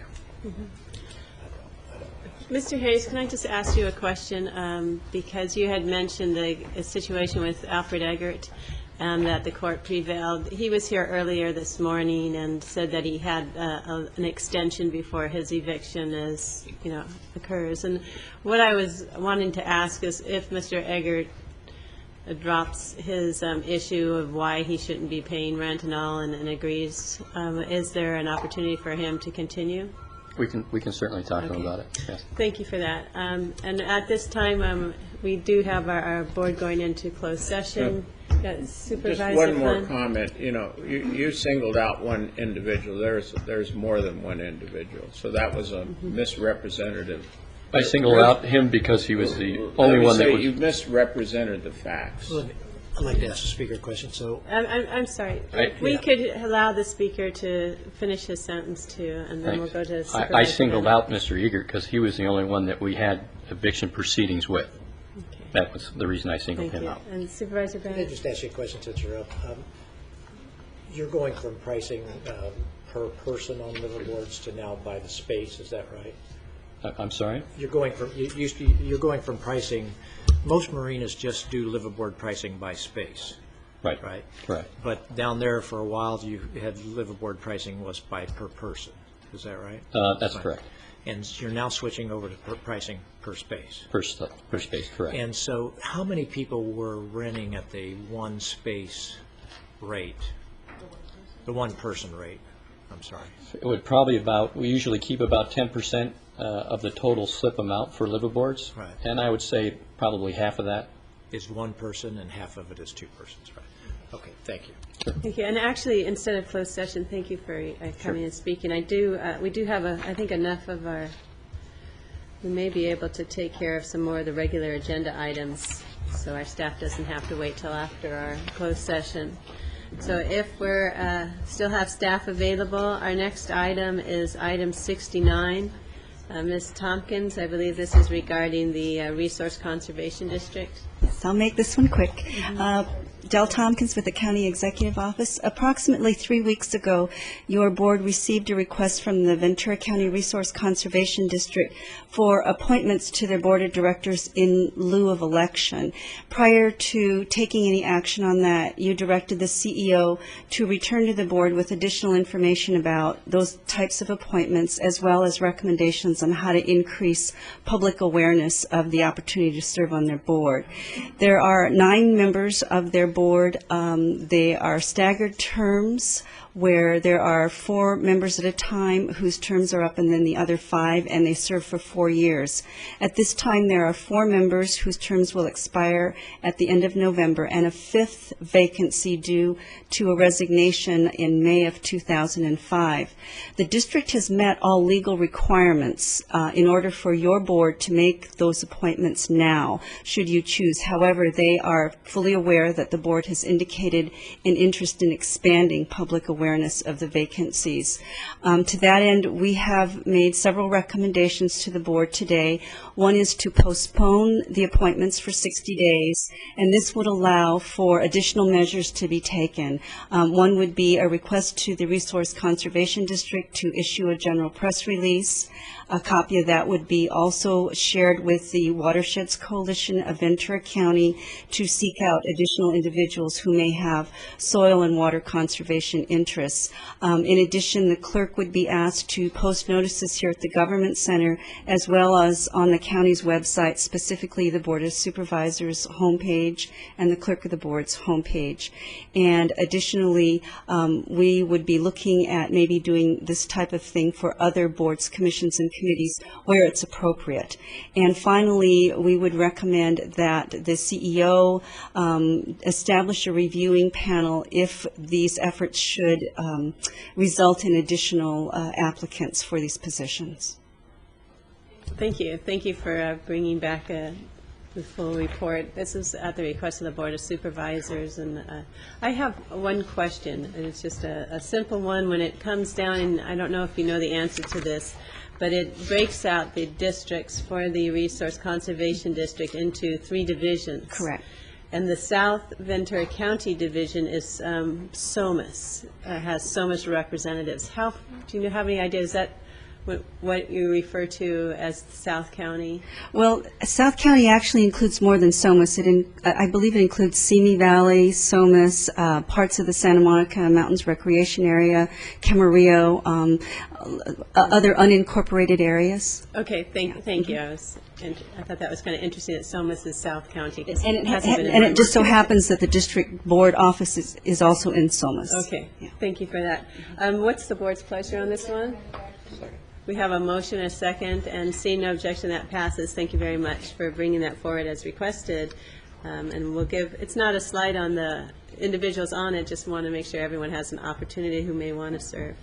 Our next item on the agenda is item 70, and we have staff for this one, and this is regarding accepting grants from the California Department of Insurance for workers. Good afternoon, Chair Parks, board members, Mel Chambers with the DA's office. I'll try to make it simple. We're getting approval to accept some grant funds from the State Department of Insurance, $589,575 for a program for this year. I could answer any questions. Accepting money is an easy vote. We have a motion and a second, and seeing no objections, that passes. Thank you for waiting. Thank you. Our next, we do have a few Board of Supervisor policy matters, and what I would suggest is why don't we go through and go right to the Public Works Agency if they are available, and go and allow our staff to get back, and that would then bring us to item 77, and this is regarding an award of consulting services. Yeah. Good morning again, Alec Prim of Public Works Agency. The item before you is authorization for the Director of Public Works to negotiate a professional consultant services contract with HDR consultants. Normally, we bring a contract to your board after negotiations were completed. However, we believe we can complete negotiations within the next week. And if we are allowed to award a contract at that point, then we save about a month on reviewing the needs assessment for the detention facilities in Ventura County. Is kind of a precursor to implementing the board's approved phasing of construction at Todd Road Jail, the next phase. Be happy to answer. We have a motion and a second, and seeing no objections, that passes. Thank you, Mr. Pringle. Our next item on the agenda then would be item 79, which is the county's surcharge fee for the Simi Valley landfill, and this would become effective January 1st, 2007. Mr. Belushi. Good afternoon, Madam Chair, members of the board, Mr. Johnston. Bruce Beluski with the Environmental and Energy Resource Division. The item before you now is the annual increase at the Simi Valley landfill for calendar year 2007. As you know, this annual rate increase is provided by the 2002 board-approved agreement with Waste Management for the operation of the Simi Valley landfill. The suggested 8.4% rate increase of 17 cents per ton is based upon an independent survey of 31 active municipal landfills in California, and the mean market rate of these landfills based upon the posted gate rate effective July 1 of this year. Average monthly UA residential waste collection rates will increase approximately 2 to 4 cents. The requested increase will generate approximately $105,000 in additional general purpose revenue in fiscal year 07. Also, the total estimated general purpose revenues from the county surcharge fee will be approximately $2.6 million for fiscal year 2007. Your board's decision to approve this adjustment would be most appreciated. And if you have any questions, I'd be more than happy to answer them at this time. Thank you. Any questions on the board? I note that this is mandatory. Yes. Yes, we have a motion and a second, and seeing no objections, that does pass. Thank you for that. Thank you. Let's move on then to item 80. This is regarding a engineering contract for the El Rio Forbe. Could we also hear item 81, if it would be the chair's pleasure? Certainly. Do you want to have both items open at the same time then? That would be fine. Okay, so we'll do both items 80 and 81. There's no objection to that. And Chair, members of the board, Mr. Johnston, Ron Coons, Director of Public Works. We have two items. One is for the El Rio sewering concerns, and the other is the funding that the board's policy has addressed for having funding available from the Watershed Protection District. We have competing interests from both of those areas. I've combined the reports here to present to your board so that we could present the whole picture of the needs that each entity would have that is in Public Works, and give a consolidated report and make a recommendation to the board of each of the entities. There are pluses and minuses on each of the sides. The funding situation, originally the board's policy was a $4 million that was arrived at from a sale of a property near the El Rio area, where we had funds that would be able to use county-wide from the Watershed District. The board has had the policy to fund some minor engineering work to get the district's form for the sewering project. We also have the board's direction to use the monies to match grants that we would have to best leverage the monies that we're putting up. We have followed those directions, and the situation we're in presently is we have a bid on a sewering project. We have used matching monies from the watershed with the grant monies, but the bids came in higher than what our estimates were. There's a $460,000 difference. This would not be in keeping with the board's present policy, strictly speaking, of leveraging money for future grants.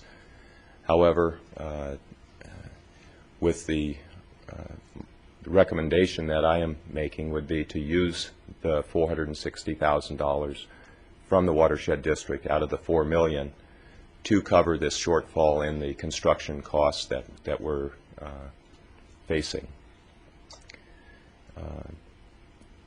There's one other project that's coming up that we have reviewed the bids on it as well, and it appears that there may be a $230,000 adjustment will be needed to also cover costs on that bid.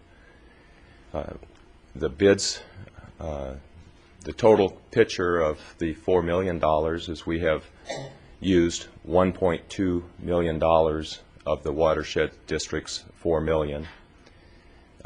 We have two other large grants, one for a $5 million and one for a $3 million grant for Proposition 50, and a consolidated grant that should those grants be approved, there would be $2 million out of the $4 million would be used for those matching grants.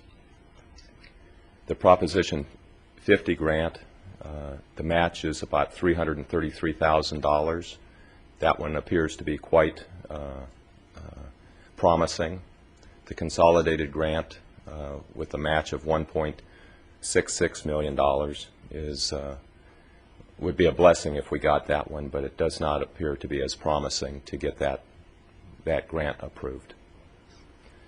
In any event, if both of those grants and if the board granted the $460,000 for the present construction cost underfunding and the $230,000 underfunding, the total commitment out of the $4 million would be about $3.9 million. It would not exceed the $4 million. If the consolidated grant is not approved, there would be $1.66 million that would be not used out of the $4 million as well. One other bit of good news is the original estimates that staff made in dealing with the River Park sales and all of the costing of our responsibilities was to have a $4 million surplus. We just were able to finalize the paperwork on that, and we have a $5.3 million availability in this fund, and so that's a $1.3 million in excess of the $4 million that we had talked about previously. In any event, with the remaining contracts, we're looking to have a loan from the state to finance the remaining part of the El Rio Sewering project.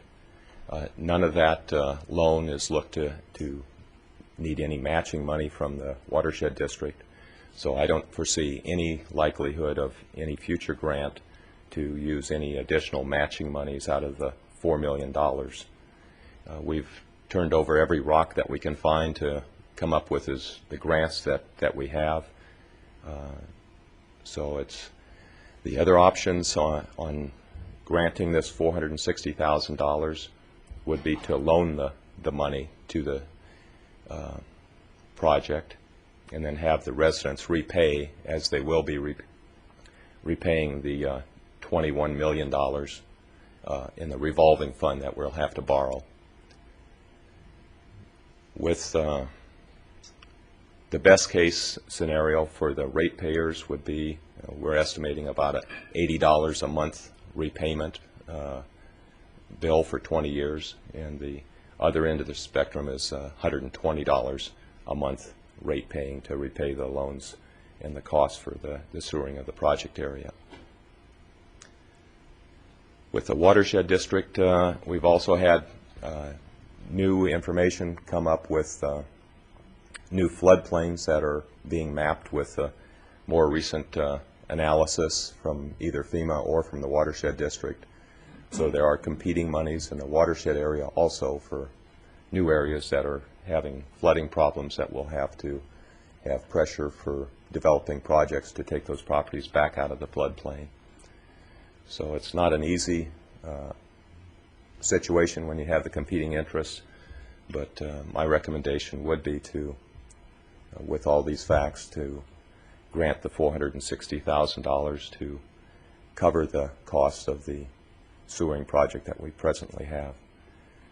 I think I've given a full spectrum of the financing and the issues that we have, but if there's anything that you have a question on that you'd like me to discuss further, I'd be pleased to do that. The recommendations are different on each of the board reports. The watershed district one would be the one that would be the first one that I'd recommend that you address, and then depending on the results of that, item 80 would be after that. I have just a procedural question. Are we acting as a watershed protection district in the first item? No, on the second item. Okay, it is addressed to the watershed protection district. Thank you. Yeah. And I apologize for my hoarseness. I'm trying to battle off a cold. Oh, that's too bad. Do you know how, are you projecting that we're going to be able to come in within the estimated costs? Construction projects are going up so much these days. I'm wondering if we might have this situation in the future where we may need to take more funds than we had anticipated. The next project after this one is the one that I best estimate to be $230,000 over what our previous estimate was. That's the only one I've identified. Okay, thank you. Are there any questions or comments on this item, Supervisor Michaels? Yeah, question. You spoke about the new floodplain mapping in Oxnard, and that certainly affects a lot more people at probably a higher insurance rate. Has anybody had any time to look at that? I guess the Watershed Protection District is the one that's going to have to deal with what do you do to get those projects out of the floodplain, or is it something that we just leave for future development, et cetera?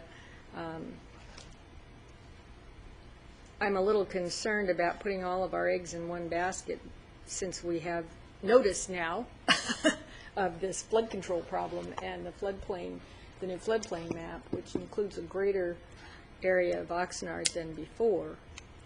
And Yeah. as we all know, because, well, maybe not all of us, but I know in Moore Park and to me, I get calls all the time about people wanting new floodplain maps because their cost of their insurance is blah, blah, blah, blah. So, any comments to the future on that issue? And Yes, the Oxnard area is not unique. You're well aware the Camarillo and Moore Park remapping was done there also, and the floodplains were increased. The rates, when you're included in the floodplain, if you refinance the property that you have and you're in the floodplain, the rates are about $1,000 per year for the flood insurance. well, but is that a responsibility or something that the Watershed Protection District is going to have to act upon? At least, you know. That's not a... No offense, never believe the paper fully because it's not always all the information you need, but they talked about 4 flood control channels that needed to be improved to carry the runoff. You know, I need an answer. Is that our responsibility or is that something that can be left to development in the future? Those are policy determinations that the board would make. The district built those facilities to the standards that were appropriate at the time. I fully understand that. I'm So looking there's into no- the future. We're talking about money that isn't going to be replaced. There's no obligation on the district's part to do projects to take those back out of the floodplain. Okay. It would be a policy determination on how we spend our flood control monies, on which projects and what areas to best serve the people in the county. And the alternative in this particular case is would increase the rates for those living in El Rio even more than what they are going to be increased to if we don't Yes, take in this particular case, for the $460,000, it would be another $1.87, I believe, for in addition to the minimum of $80 a month or the maximum of $120. It'd be another $1.87 on top of that per month for 20 years. Okay. Madam Chair, Supervisor I'd like to move the recommended action.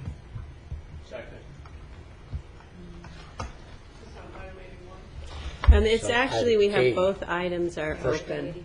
First 80, and then I've got, then Okay. we'll move the recommended action on 81. Okay.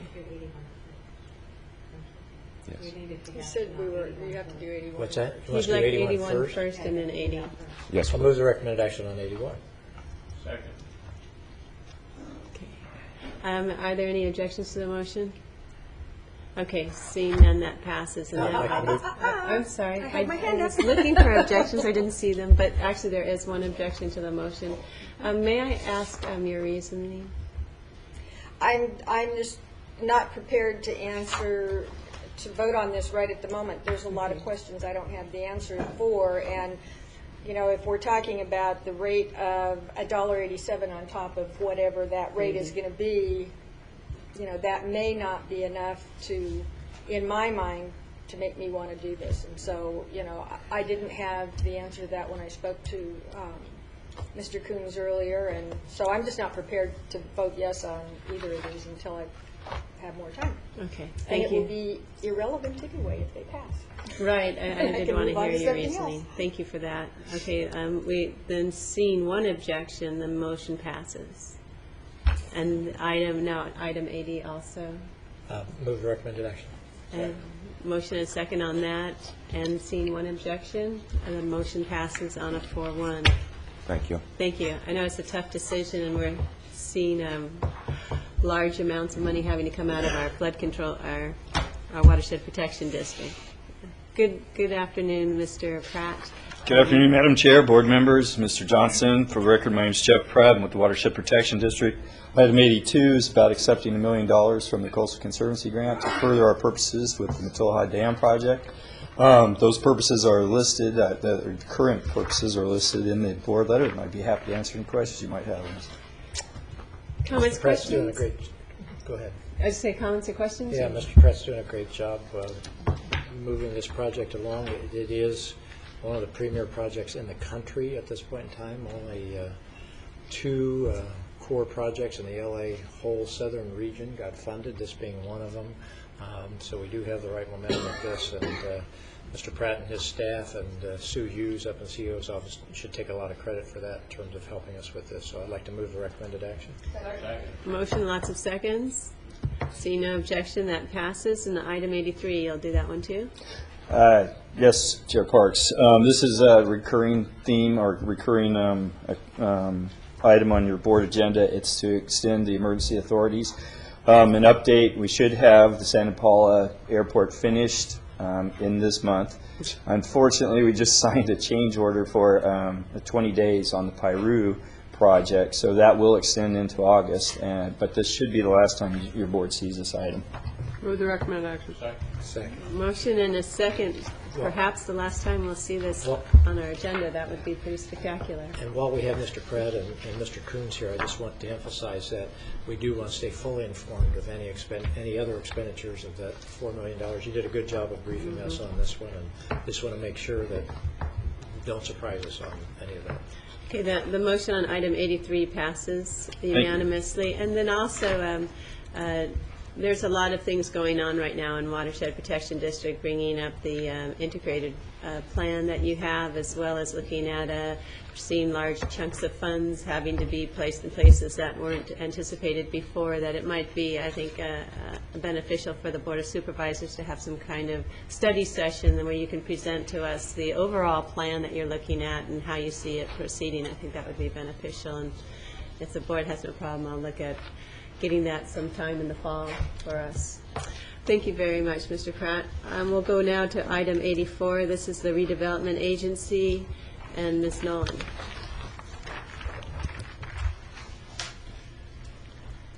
Good afternoon, Madam Chair and members of the board. Mr. Johnson, Monica Nolan, CEO's office.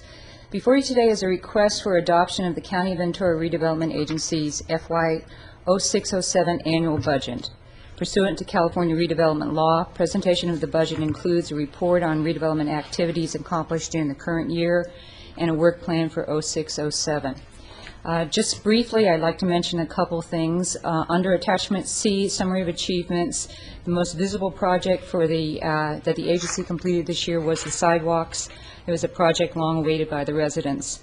We used RDA funds to leverage a state Safe Routes to School grant to construct the sidewalks on the two major roads in the community. In 06-07, the next major capital project for the agency will be construction of a new storm drain. This is going to help alleviate the flooding that occurred in 2005 on North Main Street in Piru. This year, engineering design was completed and construction financing was identified in the form of a USDA community facilities loan. It's the same type of loan that we use for Town Square. So staff will be coming back to the board in September for approval to apply for this loan. The other major task before the agency next year will be development of a housing implementation plan. Redevelopment law requires the plan that an agency have a plan within 10 years of its formation, and we have now been a redevelopment agency for 10 years. This plan should provide some direction on how the agency can leverage its very limited housing fund to provide low and moderate income housing for the Piru residents. At this time, I'm going to stop and ask the board if they have any questions about the budget for the coming year, work plan that we accomplished during 05-06, or next year's work plan. Thank you. Thank you for the report. Are there any comments? Just to comment that, as you can see, this is not a wealthy redevelopment plan area, and we do excellent work with very little funds, and Monica does an excellent job overseeing it, and the community is fully engaged in the RDA. So I'd ask for the board's support in the recommended action. And seeing no objections, that does pass. And I would just say it's nice to see this area that is, having to go through redevelopment, having to go through the whole process of being called blighted, and being able to get some sidewalks. I noticed out in Oak Park, we have a renegade out there who wants to determine that area blighted so they can get sidewalks, but I think this is very much the appropriate use for redevelopment funds. And I'm glad you're able to get the Safe Routes to School funds for this. Thank you very much. Thank you. Our next, we have two quick items, maybe, items 71 and 72, and those are both with Supervisor Bennett. Is that correct? Thank you. One is simply, I'd like to move the recommended actions to receive a grant. We were fortunate to get a grant from Congress. Quite frankly, we didn't know whether the grant was going to go to Interface or whether it was going to come to us.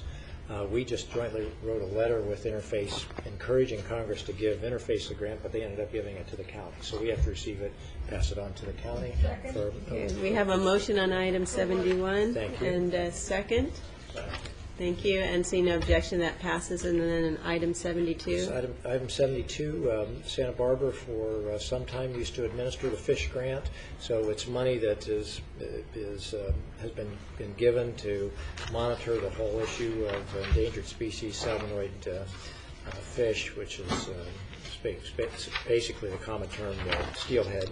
And it is now time for Ventura to pick it up and do that. And so the grant funds come and pay all of the direct costs. It does not have the indirect costs, in other words, the allocation of the overhead. And so it would require a waiver of that part of our policy, and that's why it identifies a cost, but the cost is not an actual out-of-dollar cost. It's just that overhead will be shared with other projects. I believe I've captured that accurately. I got the wave yes, right? And so I'd like to move that recommended action. Thank you. We have a motion and a second, and seeing no objection, that passes. And that also had Thank you, staff. an exhibit that came with it. Shall we go on and finish up our Yes. regular calendar with item 73? This is a recommendation. Oh, 73 got pulled, yes. 74 is a recommendation from Supervisor Long. And Supervisor Bennett. It really is to get the board to weigh in and send a letter of support for Proposition 84. The letter pretty much addresses the Safe Drinking Water, Water Quality and Supply, Flood Control, River and Coastal Protection Bond Act of 2006. This really is being asked by the Watershed Coalition of Ventura County that the board weigh in on this to support it, because the Watershed Coalition represents all three Ventura County watersheds. And Prop 84, different from Prop 50 in that it clearly designates in 84 $215 million to Region 4, which is LA and Ventura County. So we have a direct allocation in the bond measure.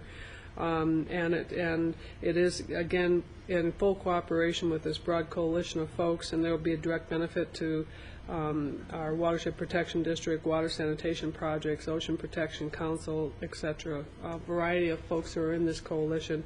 It is a very positive bond measure, and we hope that there will be support for it. So,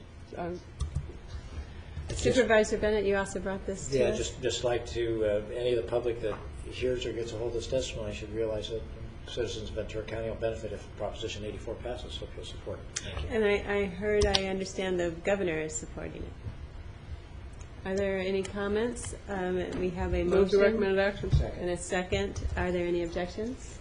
Seeing none, the motion passes unanimously. Item 75, also from Supervisor Long. I think this is pretty self-explanatory. We have a Senate bill by Gloria Romero, 1589, that really came at the 12th hour and threw a twist into what would be a proposed reorganization and use at our Ventura Youth Correctional Facility. And as you see in my letter, there's a history with that facility in this county. And some of it's good, some of it's not been so good, which is what caught the senator's attention. But what, in opposing this bill, the assurances that I am hearing from the state leadership is that there really is an intent to keep this a California Youth Authority. It really is not, frankly, designed and certainly not a good site to have it for adult male offenders. We should not become the next prison site for the state of California for adult male offenders. We have a strong advisory group that has for years worked with the California Youth Authority. You see in the letter, they've raised money, they've provided tutors. They really work with the youth because they believe there's still an opportunity for rehabilitation and turn these young folks around. So the appropriate use for the site, because there is a cost overhead expense to the state that's been pretty daunting for them, is to keep it for a California Youth Authority. I would have preferred it to have been girls and females, but we behave better, and there aren't as many offenders of girls and females in the state, but there are of males. There's my second. I got a second. That's right. When we're awful, we're horrid. So the letters to ask that we go on record, joining the city of Camarillo, many of the community members in opposing Romero's bill, but certainly supporting that the youth authority should remain in our county and serving the youth who have an opportunity to change their lives. Second by mail. Motion and a second by a mail. Seeing no objection, that passes. And then our next item is also from you, Supervisor Long. Well, and again, this can be quick. This has been before you, before, as I note in the letter, and this is again to go on record and what progress has been made, frankly, through the direction of the Regional Water Quality Control Board that asked for an independent study to look at the impact to the agricultural community of the chloride levels. And that report came back and said there is an impact, and we should look at trying to accelerate additional studies and tools to implement to remove the chlorides, the TMDLs, from this entire watershed area. And the staff report coming out of the Regional Water Quality Control Board recommends that alternative 4 is the best planning tool to do that with, and that will accelerate the timeline and really look at tools and remedies to implement to lower the chloride impact in the Santa Clara River. So it is to ask for us to send this letter to the board. I will be speaking before the board at the public hearing time and whenever that is. I just make a comment. Yes, Supervisor Bennett. This is really an important issue, and we have to be there at the regional board hearing. I've been there all through the process. The chlorides, if they remain at a high level, simply has a great negative impact on agriculture, especially on certain fruits, certain products. And I want to commend Rob Roy for the leadership and the Farm Bureau for the leadership. It really brought people together on this. So I'll be at the hearing, too. Thank you. We do have a motion and a second on this. I also wanted to note the Los Angeles Sanitation Department is appealing the regional board on violating chloride and cyanide levels, and that's going to be on July 27th. So sometimes you get a decision by the regional board, and then there's an appeal period, and then that decision gets taken out. So you just realize how diligent you have to be in all this, and I appreciate the board members that do attend. And Madam Chair, LA yes. Sand is also, they're not in agreement with alternative 4. They propose an alternative 5, which the coalition is strongly opposing. And I have, if you wish, a copy of the staff report specific to this reconsideration.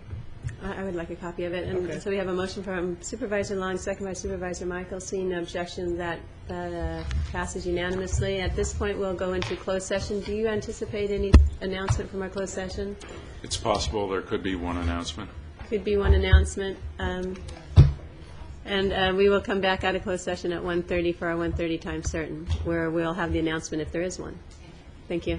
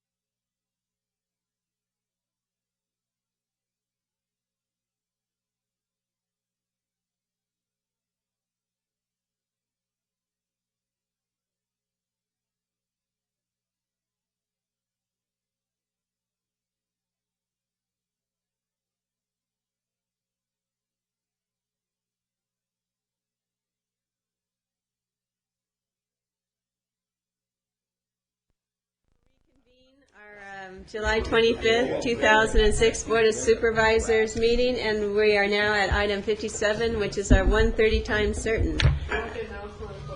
But before we go to that, we have an announcement from our closed session. Mr. Claiborne? Thank you, Madam Chair. In the matter of Noel Way versus County of Ventura et al., United States District Court case number CV01-5401 CBM, the Board of Supervisors, by a vote of 5-0, has authorized a petition for a writ of certiorari in the United States Supreme Court in an effort to appeal the decision of the Ninth Circuit Court of Appeals. Thank you. And you will spell certiorari for our county clerk? And now we'll go ahead and begin our item 57. Good afternoon. Good afternoon, Madam Chair, board members, and Mr. Johnson. I'm Julie Bulla. I'm the Land Conservation Act Program Planner with the County Planning Division. The state legislature adopted the Land Conservation Act, which is also known as the Williamson Act, in 1965. The Land Conservation Act includes provisions for agricultural and open space contracts. In 1969, the County Board of Supervisors established the County LCA program for the unincorporated county area. And currently, the primary purpose of the program is to preserve agricultural lands. This is accomplished through a contract where the property owner agrees to maintain his or her land in agricultural production in exchange for a percentage reduction in the property taxes, depending upon the contract's length of time, whether it's a 10-year contract or a 20-year contract. Although state law allows contracts for open space use such as wildlife habitat areas, the current LCA guidelines that the county has permit contracts for agricultural use only. The Land Conservation Act provides that your board adopt rules governing the administration of agricultural preserves, including procedures for establishing the preserves, LCA contracts, and compatible uses on those properties. These rules are found in the adopted county LCA guidelines. The proposed revised guidelines, which was included as Exhibit 6 in your board letter, consists of an entire rewrite and reformat of the current guidelines because they are difficult to read, they're very disorganized, and certain provisions are obsolete or are unnecessary. Specific changes have also been made to the revised guidelines, and they now define the terms that are used. There's a definition section. They establish 9 acres as a minimum parcel size that's eligible for an ag production, not a grazing contract. There are a number of LCA contracts that the county has, as well as existing parcels in commercial crop production, primarily in the Bardstown area and East Ojai, that are between 9 and 10 acres in size. And under the current guidelines, parcels that are smaller than 10 acres are not eligible for contracts, though previous versions of the guidelines did allow parcels of any size to qualify, provided that a minimum percentage of the property was in agricultural production. The minimum parcel size appears to have been changed in error to 10 acres prior to 1999. And so what staff and the Planning Commission is proposing is that the guidelines establish 9 acres as minimum parcel size to accommodate the existing contracts we have and then any future contracts on 9-acre parcels. The guidelines also incorporate contract eligibility criteria for nursery and greenhouse operations. Under the current guidelines, nursery operations that occur in greenhouses are not eligible for a contract. Last year, there was state legislation, AB 365, that amended the definition of agricultural use in both the Food and Agricultural Code and the State Land Conservation Act to specifically include these kinds of operations. The revised guidelines also expand the discussion of procedures for entering into contracts, property tax reductions, and rescission reentry, non-renewal cancellation, and special area contract requests. But the most substantive change to the current guidelines is now to allow open space contracts, which the county has never had before, to preserve wildlife habitat areas. Historically, as I said, only agricultural contracts have been entered into in the county. The revised guidelines allow property owners to either enter into a new open space contract initially or to rescind all or a portion of an existing 10-year, 20-year contract and re-enter into an open space contract. And what we're likely to see is nonprofit conservation groups make use of this new provision, whereby there is some significant wildlife habitat, a biological resource on property, say it's within the Santa Clara River, the Ventura River, or encompasses a stream, and they would want to acquire this property. This provision would now allow them to rescind that portion of the agricultural contract and re-enter into an open space contract for wildlife management and preservation. The Ventura County Agricultural Policy Advisory Committee reviewed the proposed revisions to the LCA guidelines in May, and they recommended clarification of various provisions as is provided in their letter that's indicated as Exhibit 3, and these clarifications have been incorporated in the revised guidelines. Last month, the Planning Commission considered the revised guidelines and by unanimous vote recommended that your board take the recommended actions as listed in their resolution, which is included as Exhibit 5 to your board letter. The Farm Bureau of Ventura County, the Ventura County Agricultural Association, the Ag Futures Alliance, conservation organizations, and a number of interested parties were provided copies of the Planning Commission staff report, and they were also directed to your board's website for the board letter and the exhibits. I spoke at some length to Rex Laird, the Executive Director of the Farm Bureau, to Rob Roy with the Ventura County Agricultural Association, and 2 members of the Ag Association and also owners of LCA contracted property, John Grether and John Borchard. The latter 2 gentlemen were concerned whether the revised guidelines affected their existing contracts, and the answer to that is no. The minor changes in the eligibility criteria would just affect new contracts to come in from the time of adoption. Mr. Laird and I did discuss at some length the open space provisions, and he is in attendance today, and he has indicated to me that he does have some comments for your board on that matter.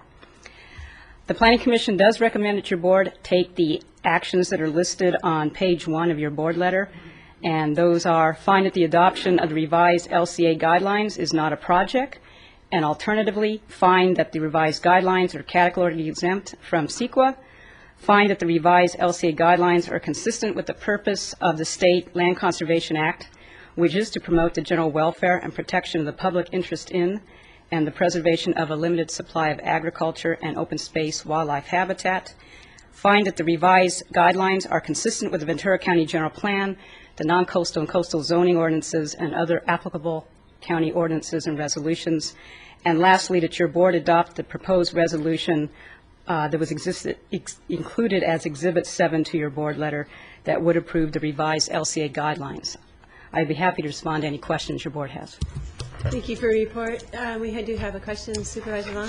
Question with the Exhibit 3 from APAC. Yes. Did you comment, and I'm sorry if I didn't hear it, the recommendations that they made in this letter as far as making areas more clearly defined? They were incorporated. Yes, they were. All incorporated? Yes. All right, thank you.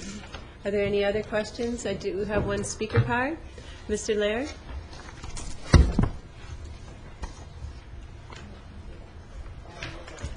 Madam Chair, members of the board, Rex Laird, CEO, Ventura County Farm Bureau. Privilege and pleasure to speak before you this afternoon. Under the spirit of due diligence, I took the entire packet, forwarded it to one of our staff people with the California Farm Bureau Federation in preparation for the board meeting this afternoon. And his review in part is as follows. This is totally unsolicited on his part, on our part. It says, I've studied your county's proposed guidelines, and I'm impressed with their clear, concise, and accurate reflection of state law. Even the open space wildlife, or parentheses, wildlife habitat contract section seems to be consistent with the definitions contained in Government Code Section 51201.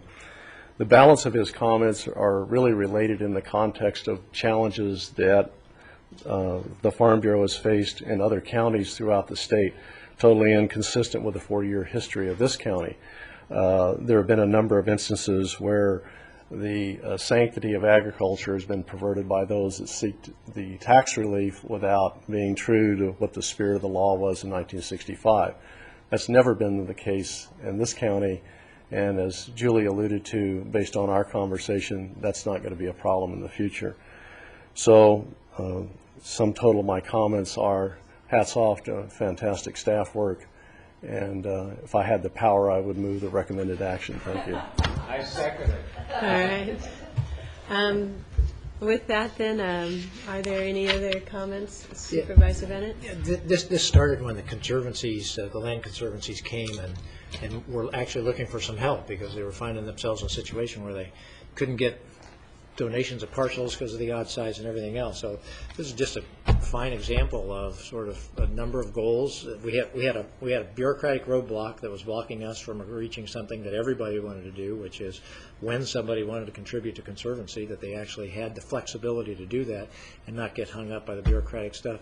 Great work by staff. I strongly make the motion for us to move forward with this. Thank you. Great work. We have a motion and a second. Seeing no objection, that passes, and I echo Supervisor Bennett's comments. Thank you very much. We'll now go back. I'll tell Jim Engel in New Jersey that his effort finally passed. Thank you. And we'll now go back into our closed session and then recess for the summer at that point until our August meeting, August 29th. Thank you. Madam Chair, Supervisor Michaels? speaking of that recess, I will not be at the meeting at the end of August. And at that time, I will also be out of the country because our cruise in Victoria. Oh, how nice. Enjoy. Vancouver, Canada, and that is out of the country, even though we kind of don't think that way. Sorry I didn't make that announcement earlier. Thank you. Have a great vacation, everyone.